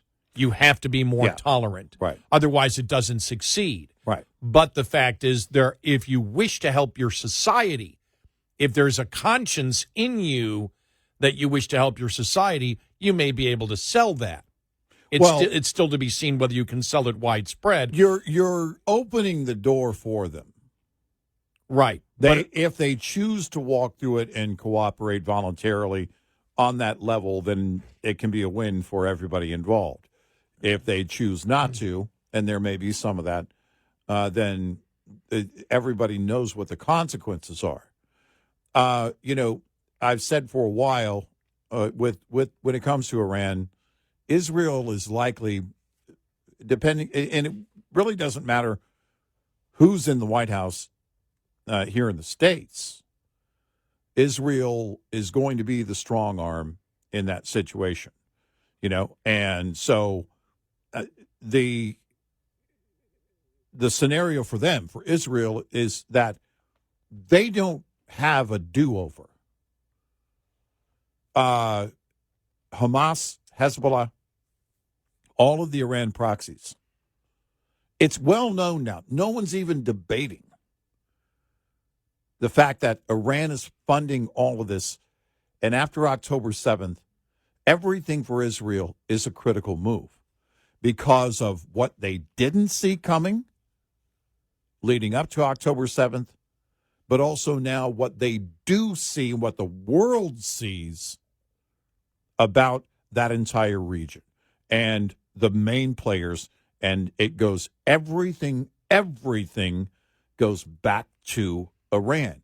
The intel that Israel has is superior in that regard, in terms of Iran and what Iran has.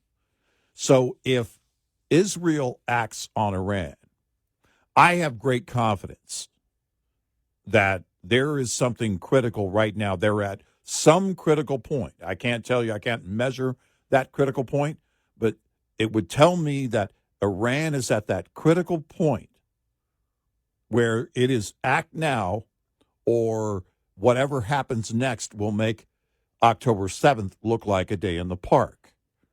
So Israel doesn't have a choice. And with the U.S., again, I think there's the moral support. You hear the president.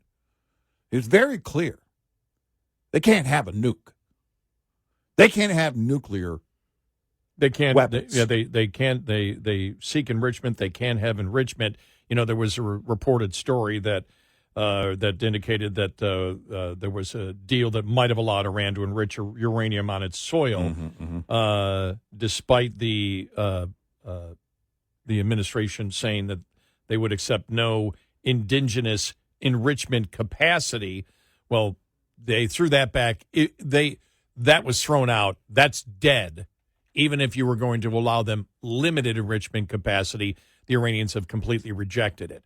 Now, whether the president is at the point saying, we can't make a deal with them. They don't think like we do. We can't make a deal. They can't have enrichment. They can't have a nuclear weapon. Well, then Israel will get the go-ahead. Now, my problem, the silent approval of the United States to do what they have to do. Are we at that point? Well, you can sense that the signs are out there that we might be at that point, just what's being said. It doesn't help that his director of national security Tulsi Gabbert, put out that absolutely idiotic video the other day, almost as an apology to Japan for dropping the atomic bombs. Yeah. And that was unbelievable. By the way, did you see where she called them attacks? Our attacks on, she looked at it, and I mean, it was just, and then she tried to take dropping the atom bombs on Japan and relate it to the hawks that exist today in Congress. To make that analogy was so incredibly stupid, and that's your director of national intelligence? Yeah, now, right. She's not going to, I would tell her no more videos if I were Trump. If it was me, well, I wouldn't have hired her to be director of national intelligence. But for what she put out there and tried to relate it to foreign policy today, I'd fire her. Yeah, it was bizarre. It was out of line.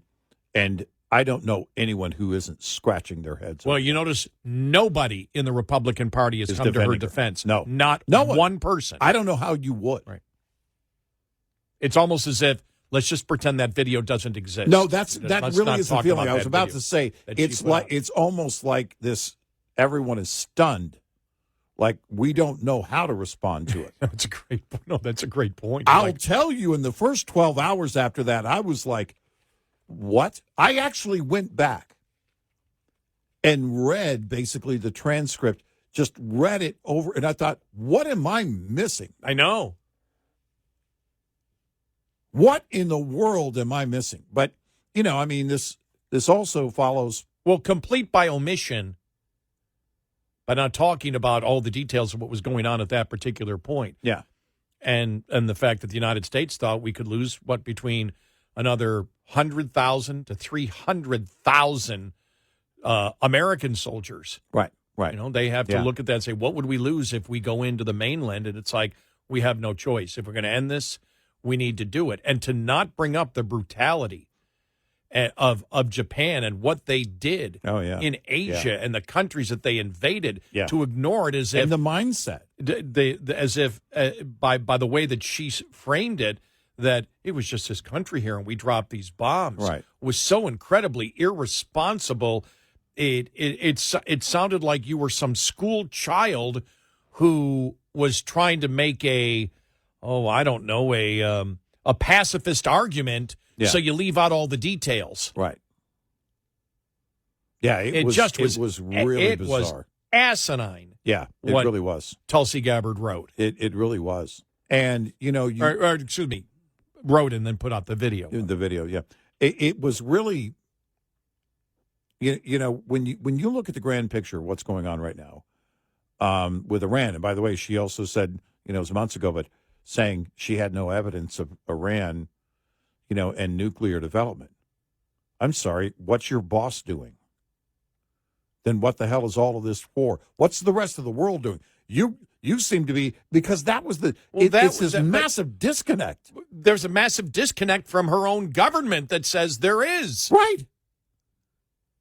I have to again wonder, what are you looking at?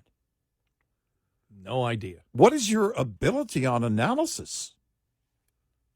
And because which would be the number one qualification I would want for somebody who's going to be the director of national intelligence. It is clear with Hegseth's announcement and the Department of Defense and the president and what he said in recent hours, it is clear we're at a critical point with Iran. And for her, even though it was months ago, by that time, everybody knew with this president coming back into office, everybody knew we're at a critical point. It wasn't going to be long before Iran was at that critical point.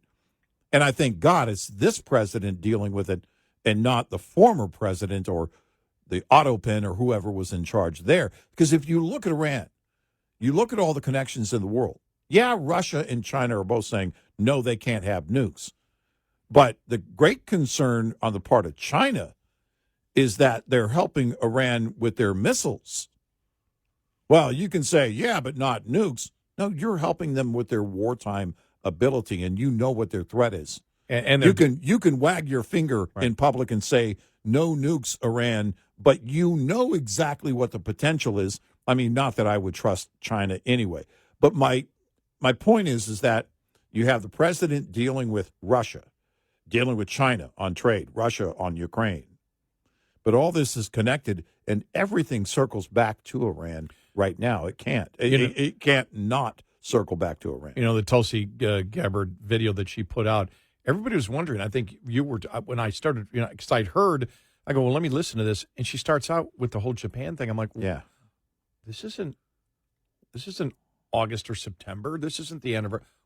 Why is this just starting out with the nuclear bombs we dropped in Japan? What's the point of this? That's what I was thinking the whole time. Right, yeah. What's the point? Well, the point at the end was to say that somehow what happened back then, you can extrapolate now to the hawks against Iran or the hawks in general, whether it's because she didn't make a specific case.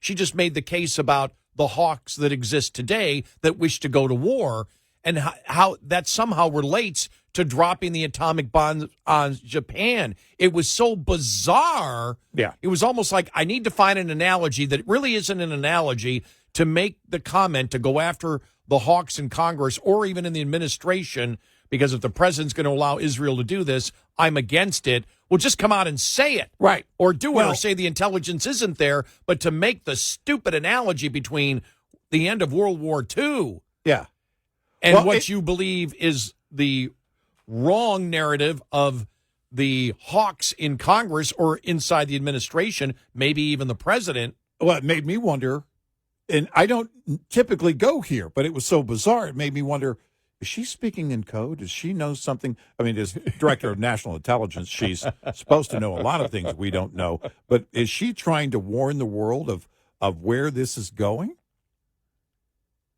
That's a great point. Is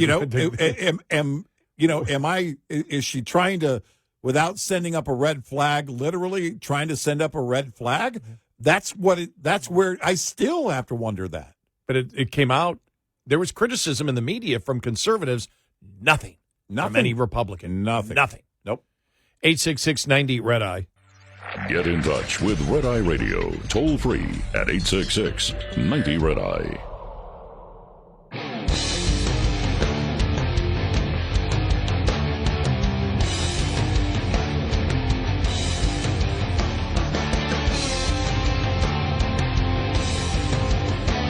It's Red Eye Radio. He is Eric Harley, and I'm Gary McNamara. I'm just going through X here, and it was like Greta Thunberg's fake kidnapping exposed. Even I didn't even hear any Democrats say Israel kidnapped her. Right. But like, she didn't have any help on that one, did she?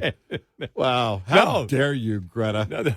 How dare you? How dare you? How dare you? Oh, in your diesel-powered sailboat. Those aren't real sails. I saw the headline, Greta Thunberg's fake kidnapping exposed. Yeah. Well, except for her, I don't think anybody else is calling it a kidnapping. Maybe Hamas is. Yeah, right. Exactly.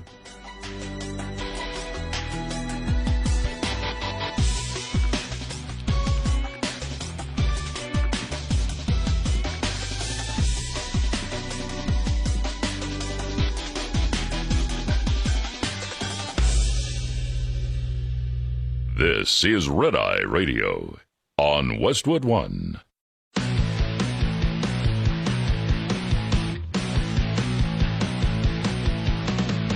Now, it's Red Eye Radio.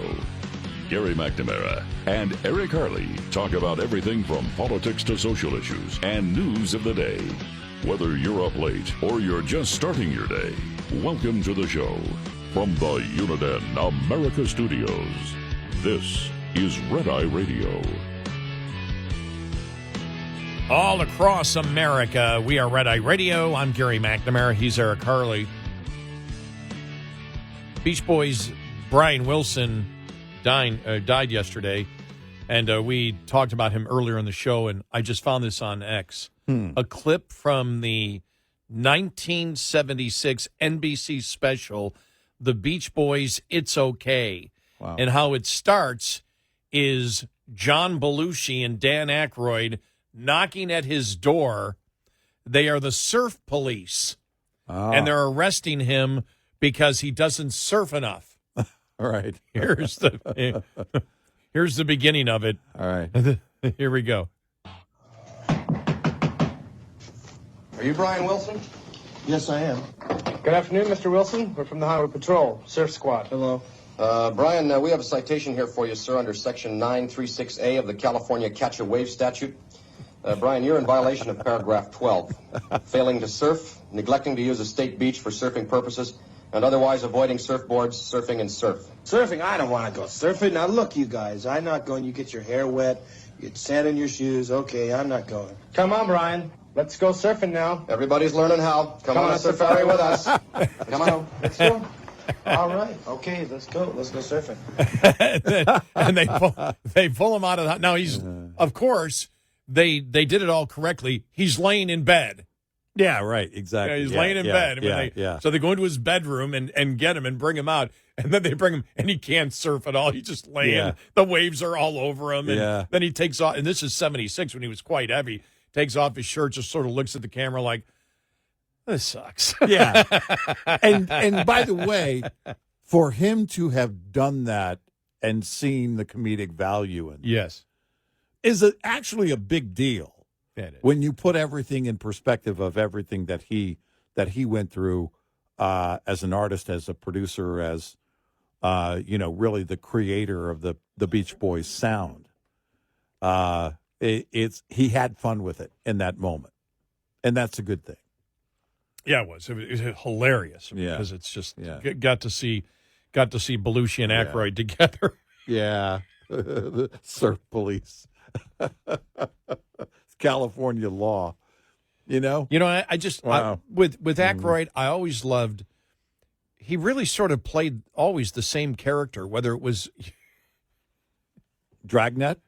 Dragnet is just like the Blues Brothers. Yeah, exactly. Yeah, that's what I was thinking. Well, I mean, I could see him, in Dragnet. I don't know. Did they carry over any Easter eggs from the Blues Brothers in the Dragnet movie? Because I could see him, he shows up, in Dragnet. I'm on a mission from God, which is what they did in the Blues Brothers. Well, the line there in Dragnet was actually, remember when Joe started dating, who would have been Dan Aykroyd's character? Yeah. The Virgin Connie Swale. Yeah. Yeah, remember the Virgin? Yes. Right. Just the facts, ma'am. And then at the end of the movie ends with, Tom Hanks's character. Yeah. He goes, you're yawning. What happened? He goes, I had a, late night last night. He goes, why? He goes, I was with Connie Swale. He goes, Connie Swale? He didn't say the Virgin Connie Swale. Right. And he's just, then he just, does that movement with his eyelids, and that's the end of the movie. But right, yeah. Akroyd's always, I just loved when he played those characters. But to me, it was like the characters sometimes were quite similar, but hilarious. Yeah. Because when he did, because he's supposed to be, Joe Friday's, was he grandson or son? I can't remember. I forget. The original son Joe or Friday. grandson, But I mean, he did, what the beautiful thing was, you could relate it, that's sort of the same character in the Blues Brothers, but it was the relative of Joe Friday, if you ever watched the original. Well, I think there probably was some crossover there, and then that after the Blues Brothers, they realized, wait a minute, this kind of feels Joe Friday-ish, Maybe that's what it was. Let's do the remake and have Dan do this because it works, It really, and they really pulled did. it off. Yeah. But I just, that's just great with Brian Wilson. All right. Did you notice the last couple of days that, what's his name? Oh gosh, I got my mind blank here. Mm-hmm. You impersonate him, working for Oprah. Dr. Phil has been very active in the media in the last few days. I've had mind blank. But, Gary, I think we have a problem. Well, he's been all over the place. He interviewed Holman. Yeah. Here's part of the interview, Dr. Phil. Okay. I don't know why. See, then old age stinks. I can remember 9 million things, and then I'm looking at Dr. Phil in the video right here. I got the guy picture. named Phil. He's a doctor. What's his name? And I'm like, yeah. But here he is interviewing Tom Holman. Okay. Here we go.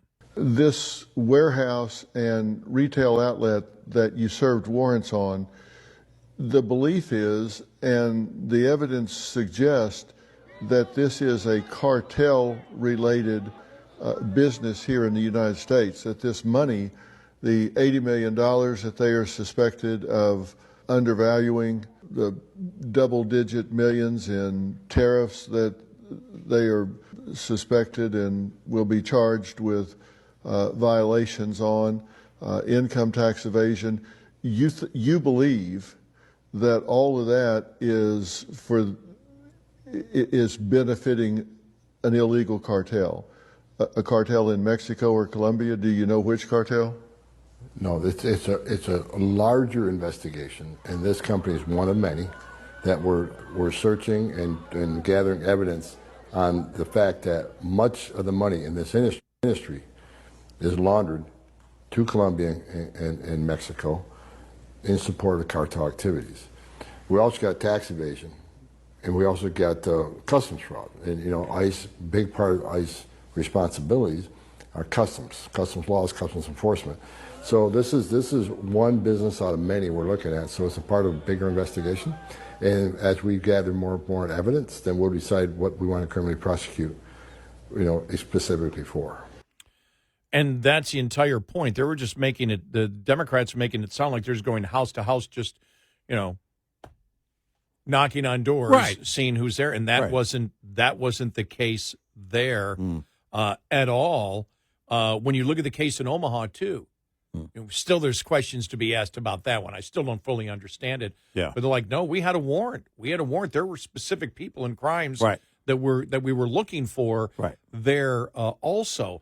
And, well, that's exactly where you've got the landslide numbers of 75 to 80% saying criminal illegal immigrants. Yeah. Oh, yeah. And we're talking about, besides being in the country illegally, other crimes that were being that they have committed. That's an 80-20, maybe even 97-3, but it's an 80-20. I think it is closer to 97. It has to be closer to 97-3. Again, we want to talk to that 3%. Well, the poll when you talk about the the poll I saw the other day said 75%. Yeah, I don't buy that at all. Because when you get down to the true criminal element, beyond the crime of being here illegally, then anybody, and it's not that we don't have a lot of irrational people out there, but a very simple measurement tells you that, no, they shouldn't be here. I mean, that may be closer to a 98-2. Well, I might disagree on that.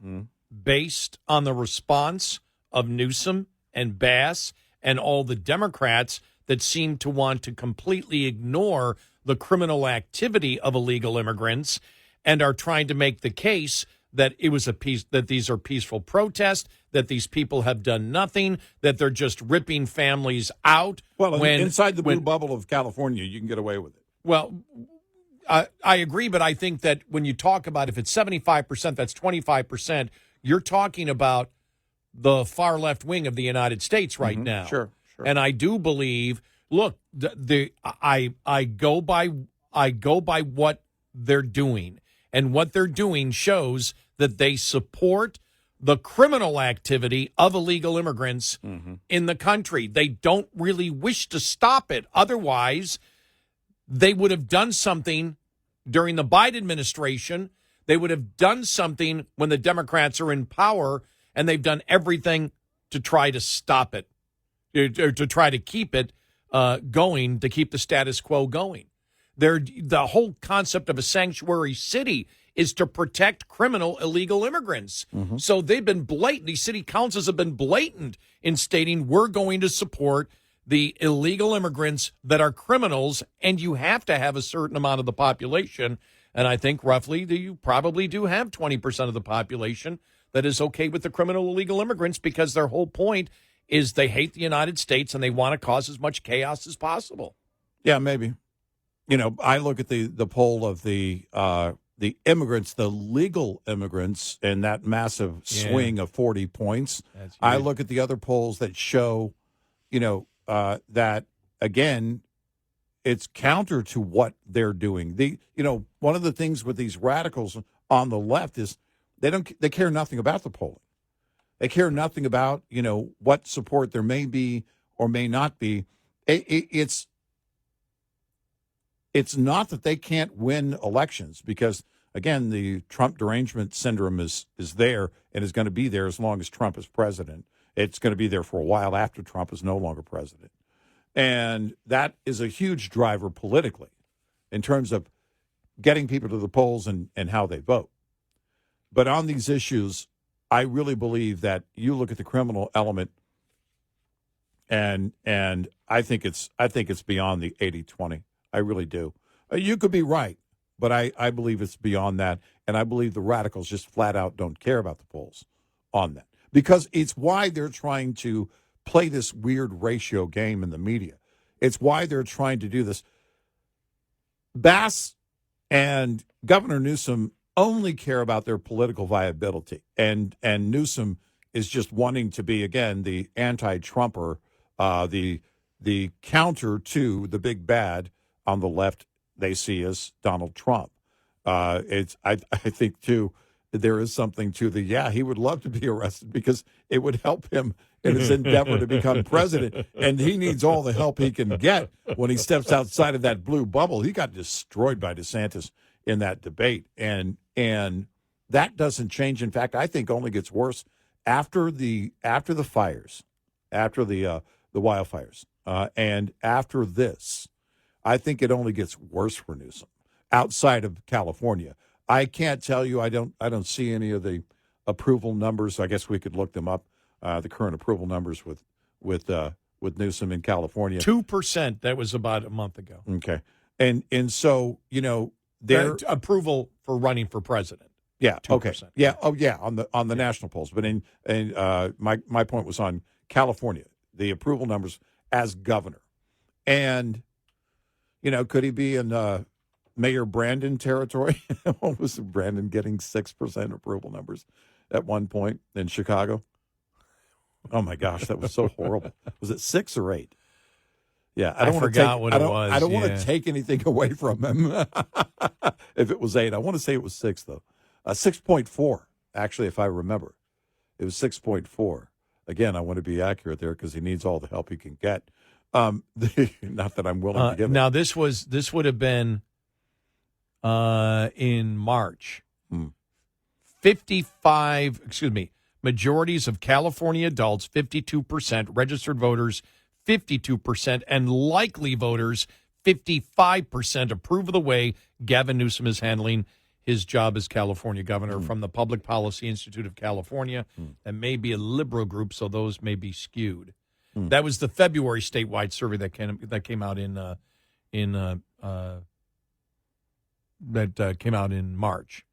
Okay. This is a notable change since last year when the governor's approval rating was underwater at 44% in the October survey and never reached 50% in all of 2024. And I think also now in the rebuilding phase after the wildfires, there probably has been a pretty strong change in those numbers. There has to be an even greater number of people that do not give him high marks in California just as a result of the wildfires. I don't know. I can't quantify that, but you heard all the backfiring that went toward him. Another poll done 3 weeks ago, UC Berkeley Institute of Government, his approval rating 46%, down from 57% when he took office. So there you go. Yeah. So, even hurting within his own blue bubble. It's because he's horrible as a governor.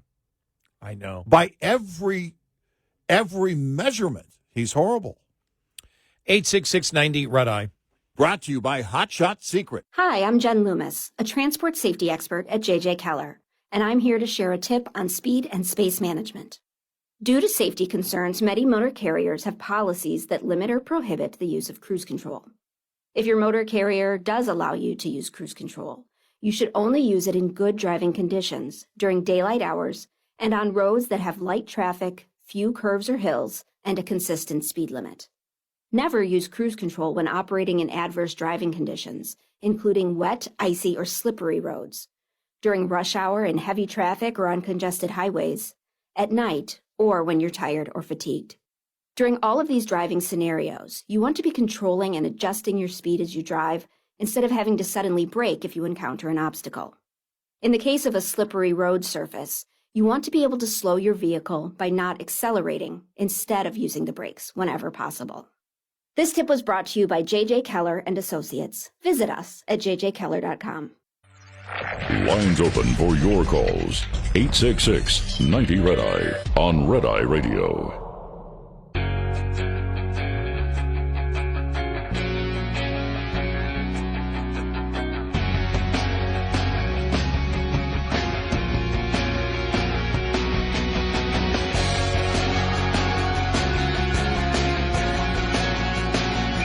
It's Red Eye Radio.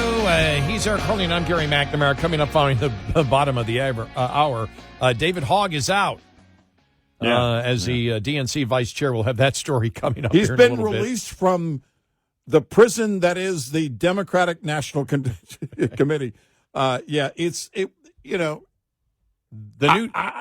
ahead. I think of that whole situation, and I think, well, I don't believe for a moment he's done in politics. I think he's probably more determined, knowing who he is as an individual, and following him, going back to the very beginning of his political, career or aspirations.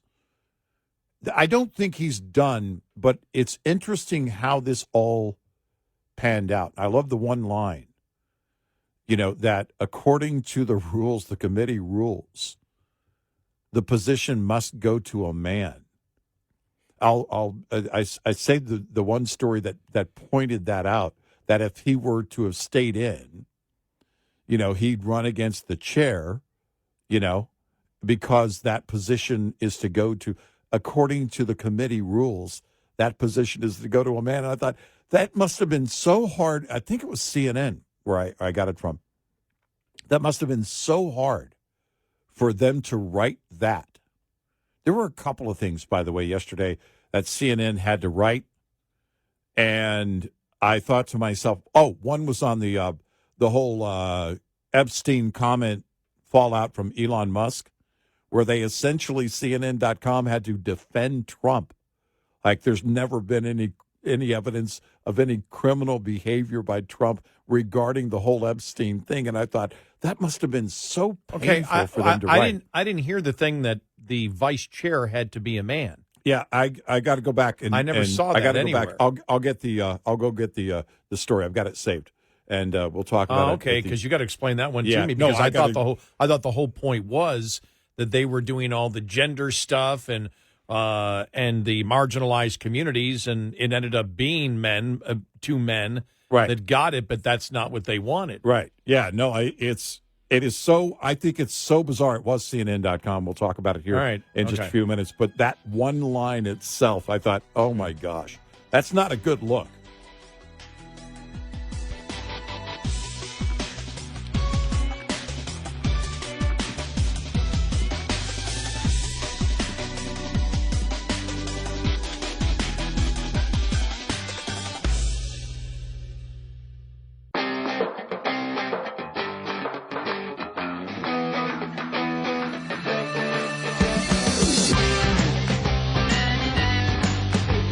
Listening to Red Eye Radio from the Uniden America Studios. It's Red Eye Radio. He is Eric Harley, and I'm Gary McNamara. Good morning. David Hogue, the 25-year-old liberal, will not compete in the new Democratic National Committee vice chair elections that were decided today after a majority of members voted for a new election.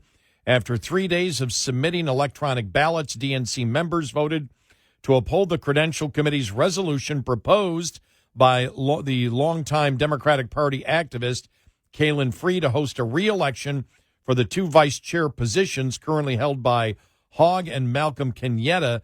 75% of those who cast a ballot voted in favor of the resolution, while 25% voted against it. A total of 89% of the DNC members cast a ballot. The DNC will immediately move to administer new ballots for the final 2 vice chair positions, one of which must be held by a male and one of which may be held by a candidate of any gender. So there's what you were talking about. Yeah, right the there. gender parity rules, as they point out because here's their line from CNN. Had Hogue run again, he would have faced Kenyatta in an election for a position which, under the DNC's gender parity rules, must go to a man. So that only seat, basically the one seat that they would be vying for, must go to a man because of their gender parity rules. That's parity, P-A-R-I-T-Y, not P-A-R-O-D-Y.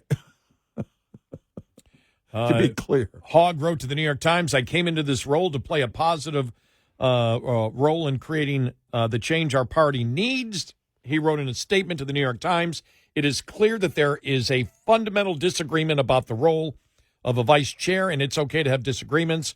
What isn't okay is allowing this to remain our focus when there is so much more we need to be focused on. Ultimately, I've decided not to run in this upcoming election so the party can focus on what really matters. Meanwhile, he published a lengthy X thread explaining his decision not to run for re-election and criticizing many aspects of the Democratic Party, but deleting it shortly after posting it.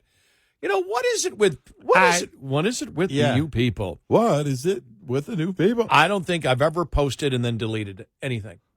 No. The only thing I've ever done is I posted something and realized I incorrectly spelled a word, and so I went back. Yeah, one time I meant to write parody, P-A-R-O-D-Y, and I wrote P-A-R-I-T-Y. I deleted that. Yes, exactly. But his decision to leave the DNC comes on the heels of a damning Politico report, which included leaked audio from a Zoom meeting of the DNC chair, Ken Martin, lamenting Hogue's fallout at the DNC, claiming it has made it harder for Democrats to do their jobs, and for Martin to demonstrate his ability to lead. This was the best quote ever. No one knows who the hell I am, right? Because everybody's focused on Hogue. Exactly. They were Hogue wild. They were Hogue wild. I see what you did there. Hey, you know, because I said it must be. Oh, what was the other story too? Hold on a second. From, I think it was also from CNN about Elon Musk. Was that from CNN? Where essentially they made the point. Yeah, here it is. Where Musk says he regrets some of his social media posts about Trump and that whole thing. See if I can find the line where they basically had to, at CNN.com, I'll find it here in a minute, had to essentially defend Donald Trump, saying, yeah, there was no information that led to anything criminal in terms of Donald Trump's, Epstein connection, basically. Oh, yeah. And I thought to myself, and I was saying earlier that with that and the David Hogue thing and the whole, gender parity rules, that must be hard for them to write. But then again, I have to wonder, because again, it was Politico that had the leaked audio, right? Of, the nobody knows who the hell I am. It's not that they're anti-liberal, but they've got to be seeing, again, the weak points within the party, within the movement, in the liberal activist media, which includes CNN and Politico and all of them. But they have to be seeing this underlying problem that's going on. I think everybody now is on board on the left of, the Biden thing, we should have never let that happen. Right? It's you can see that. It really is this big, we know that they saw it at the time. As long as it was working for them, they were good with it. But I think maybe, I'm wondering if, I don't think anything, but I'm wondering if there's any reevaluation in that approach of constantly defending anybody and everybody on the left? Or do you take a new position? Is there this new thought that, you know what, we don't know who's going to burn us. We don't know what's going to come back to haunt us in our agenda, so we have to be essentially true to the agenda. Make no mistake, David Hogue was a problem.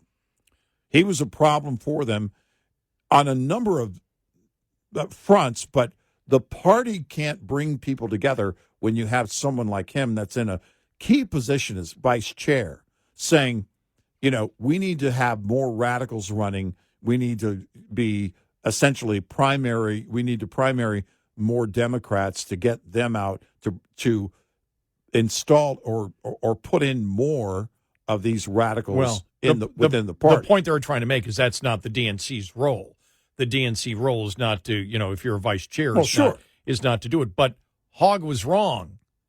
They're all wrong, including David Hogue. He doesn't bring anything new. What he was simply saying is we need people that are just as radical, because anybody that he puts in would be as radical as Nancy Pelosi. Nancy Pelosi may not come off as radical because she's been in office for so long. Mm-hmm. I mean, she comes off like an idiot these days, completely. I mean, she's completely blown it.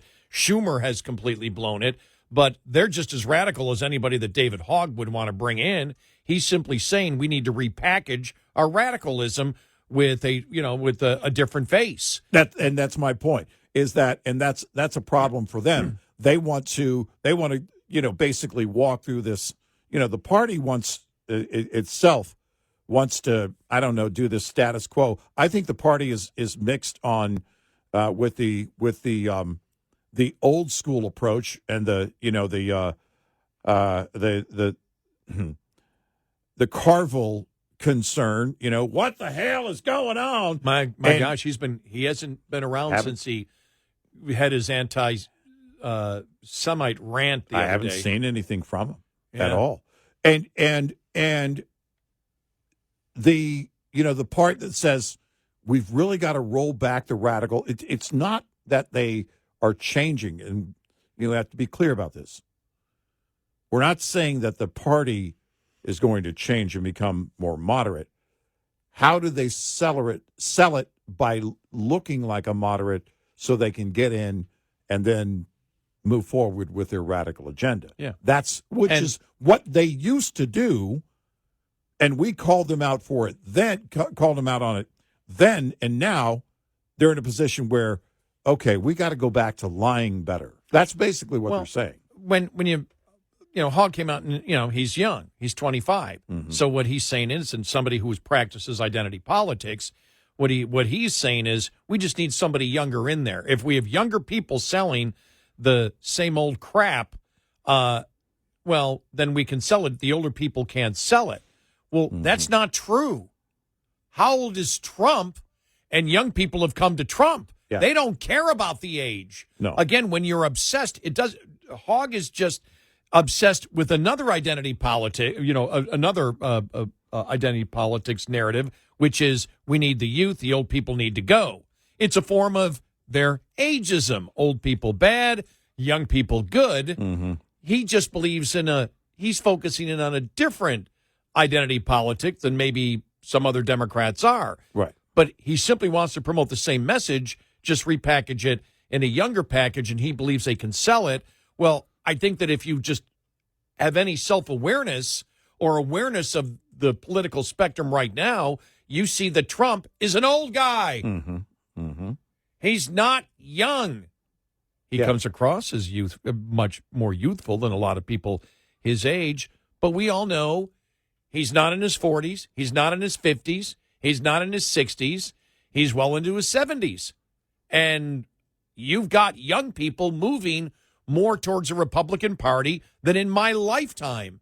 Why? The message. What the message is. What are you selling to these people? And they believe that the Democrats believe that their radical message would be accepted if they just can repackage it or say it 1,000 more times.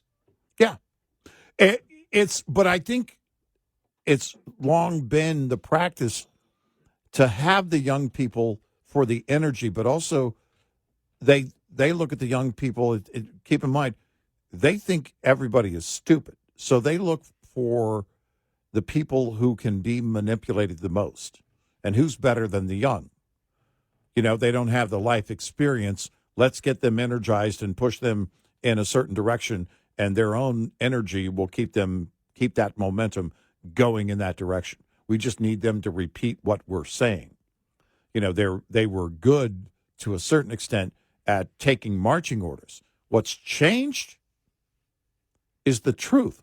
What's changed is the ability to find the truth. What's changed with even the young voter, we talked about that earlier this week, but especially the young voter. You know, don't write them off, the generation behind us. Don't write them off as young, lazy, and stupid. They're not stupid. They might be young and lazy. They're also not lazy in that they know how to work efficiently. I was young and lazy. Mm-hmm. Oh, I was definitely young, lazy, and stupid. But okay, you had one more than I did. The generation. Oh, but I also had energy, and by the way, that's a lethal combination. How I made it this far is beyond anybody's ability to comprehend.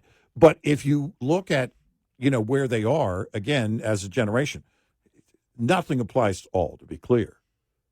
But the ability for that collective to find the truth has never been greater. The curiosity by that same group collectively has also never been greater. That curiosity and ability combined means a greater likelihood that a greater number of them will find that truth.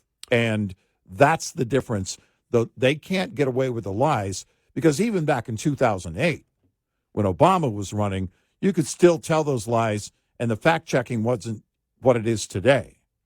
Everybody is a fact-checker, and everybody is the media today, including young voters. 866-90-RED-EYE. Coming up, more with Gary McNamara and Eric Harley. It's Red Eye Radio.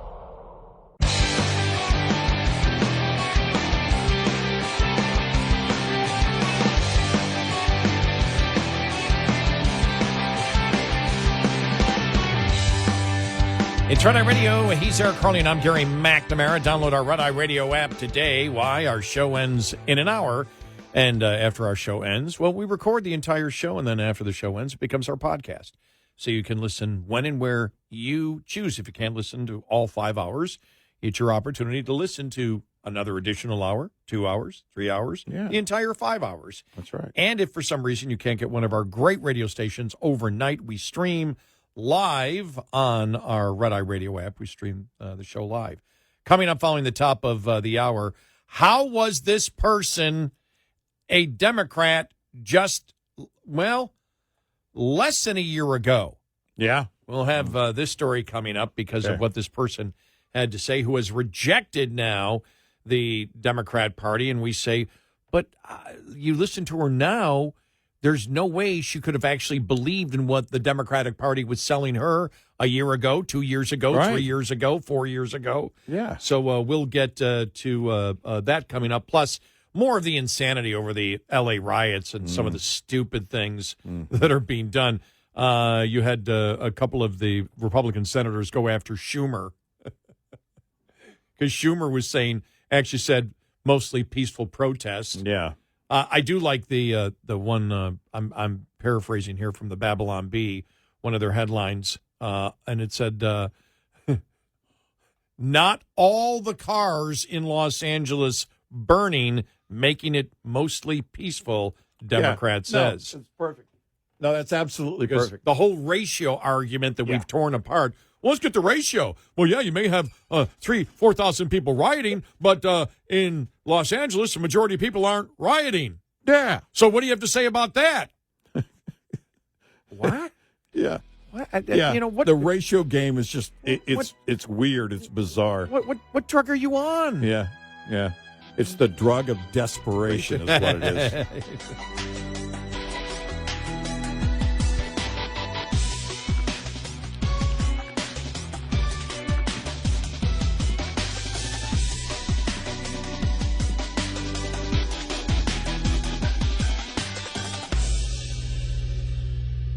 This is Red Eye Radio on Westwood One.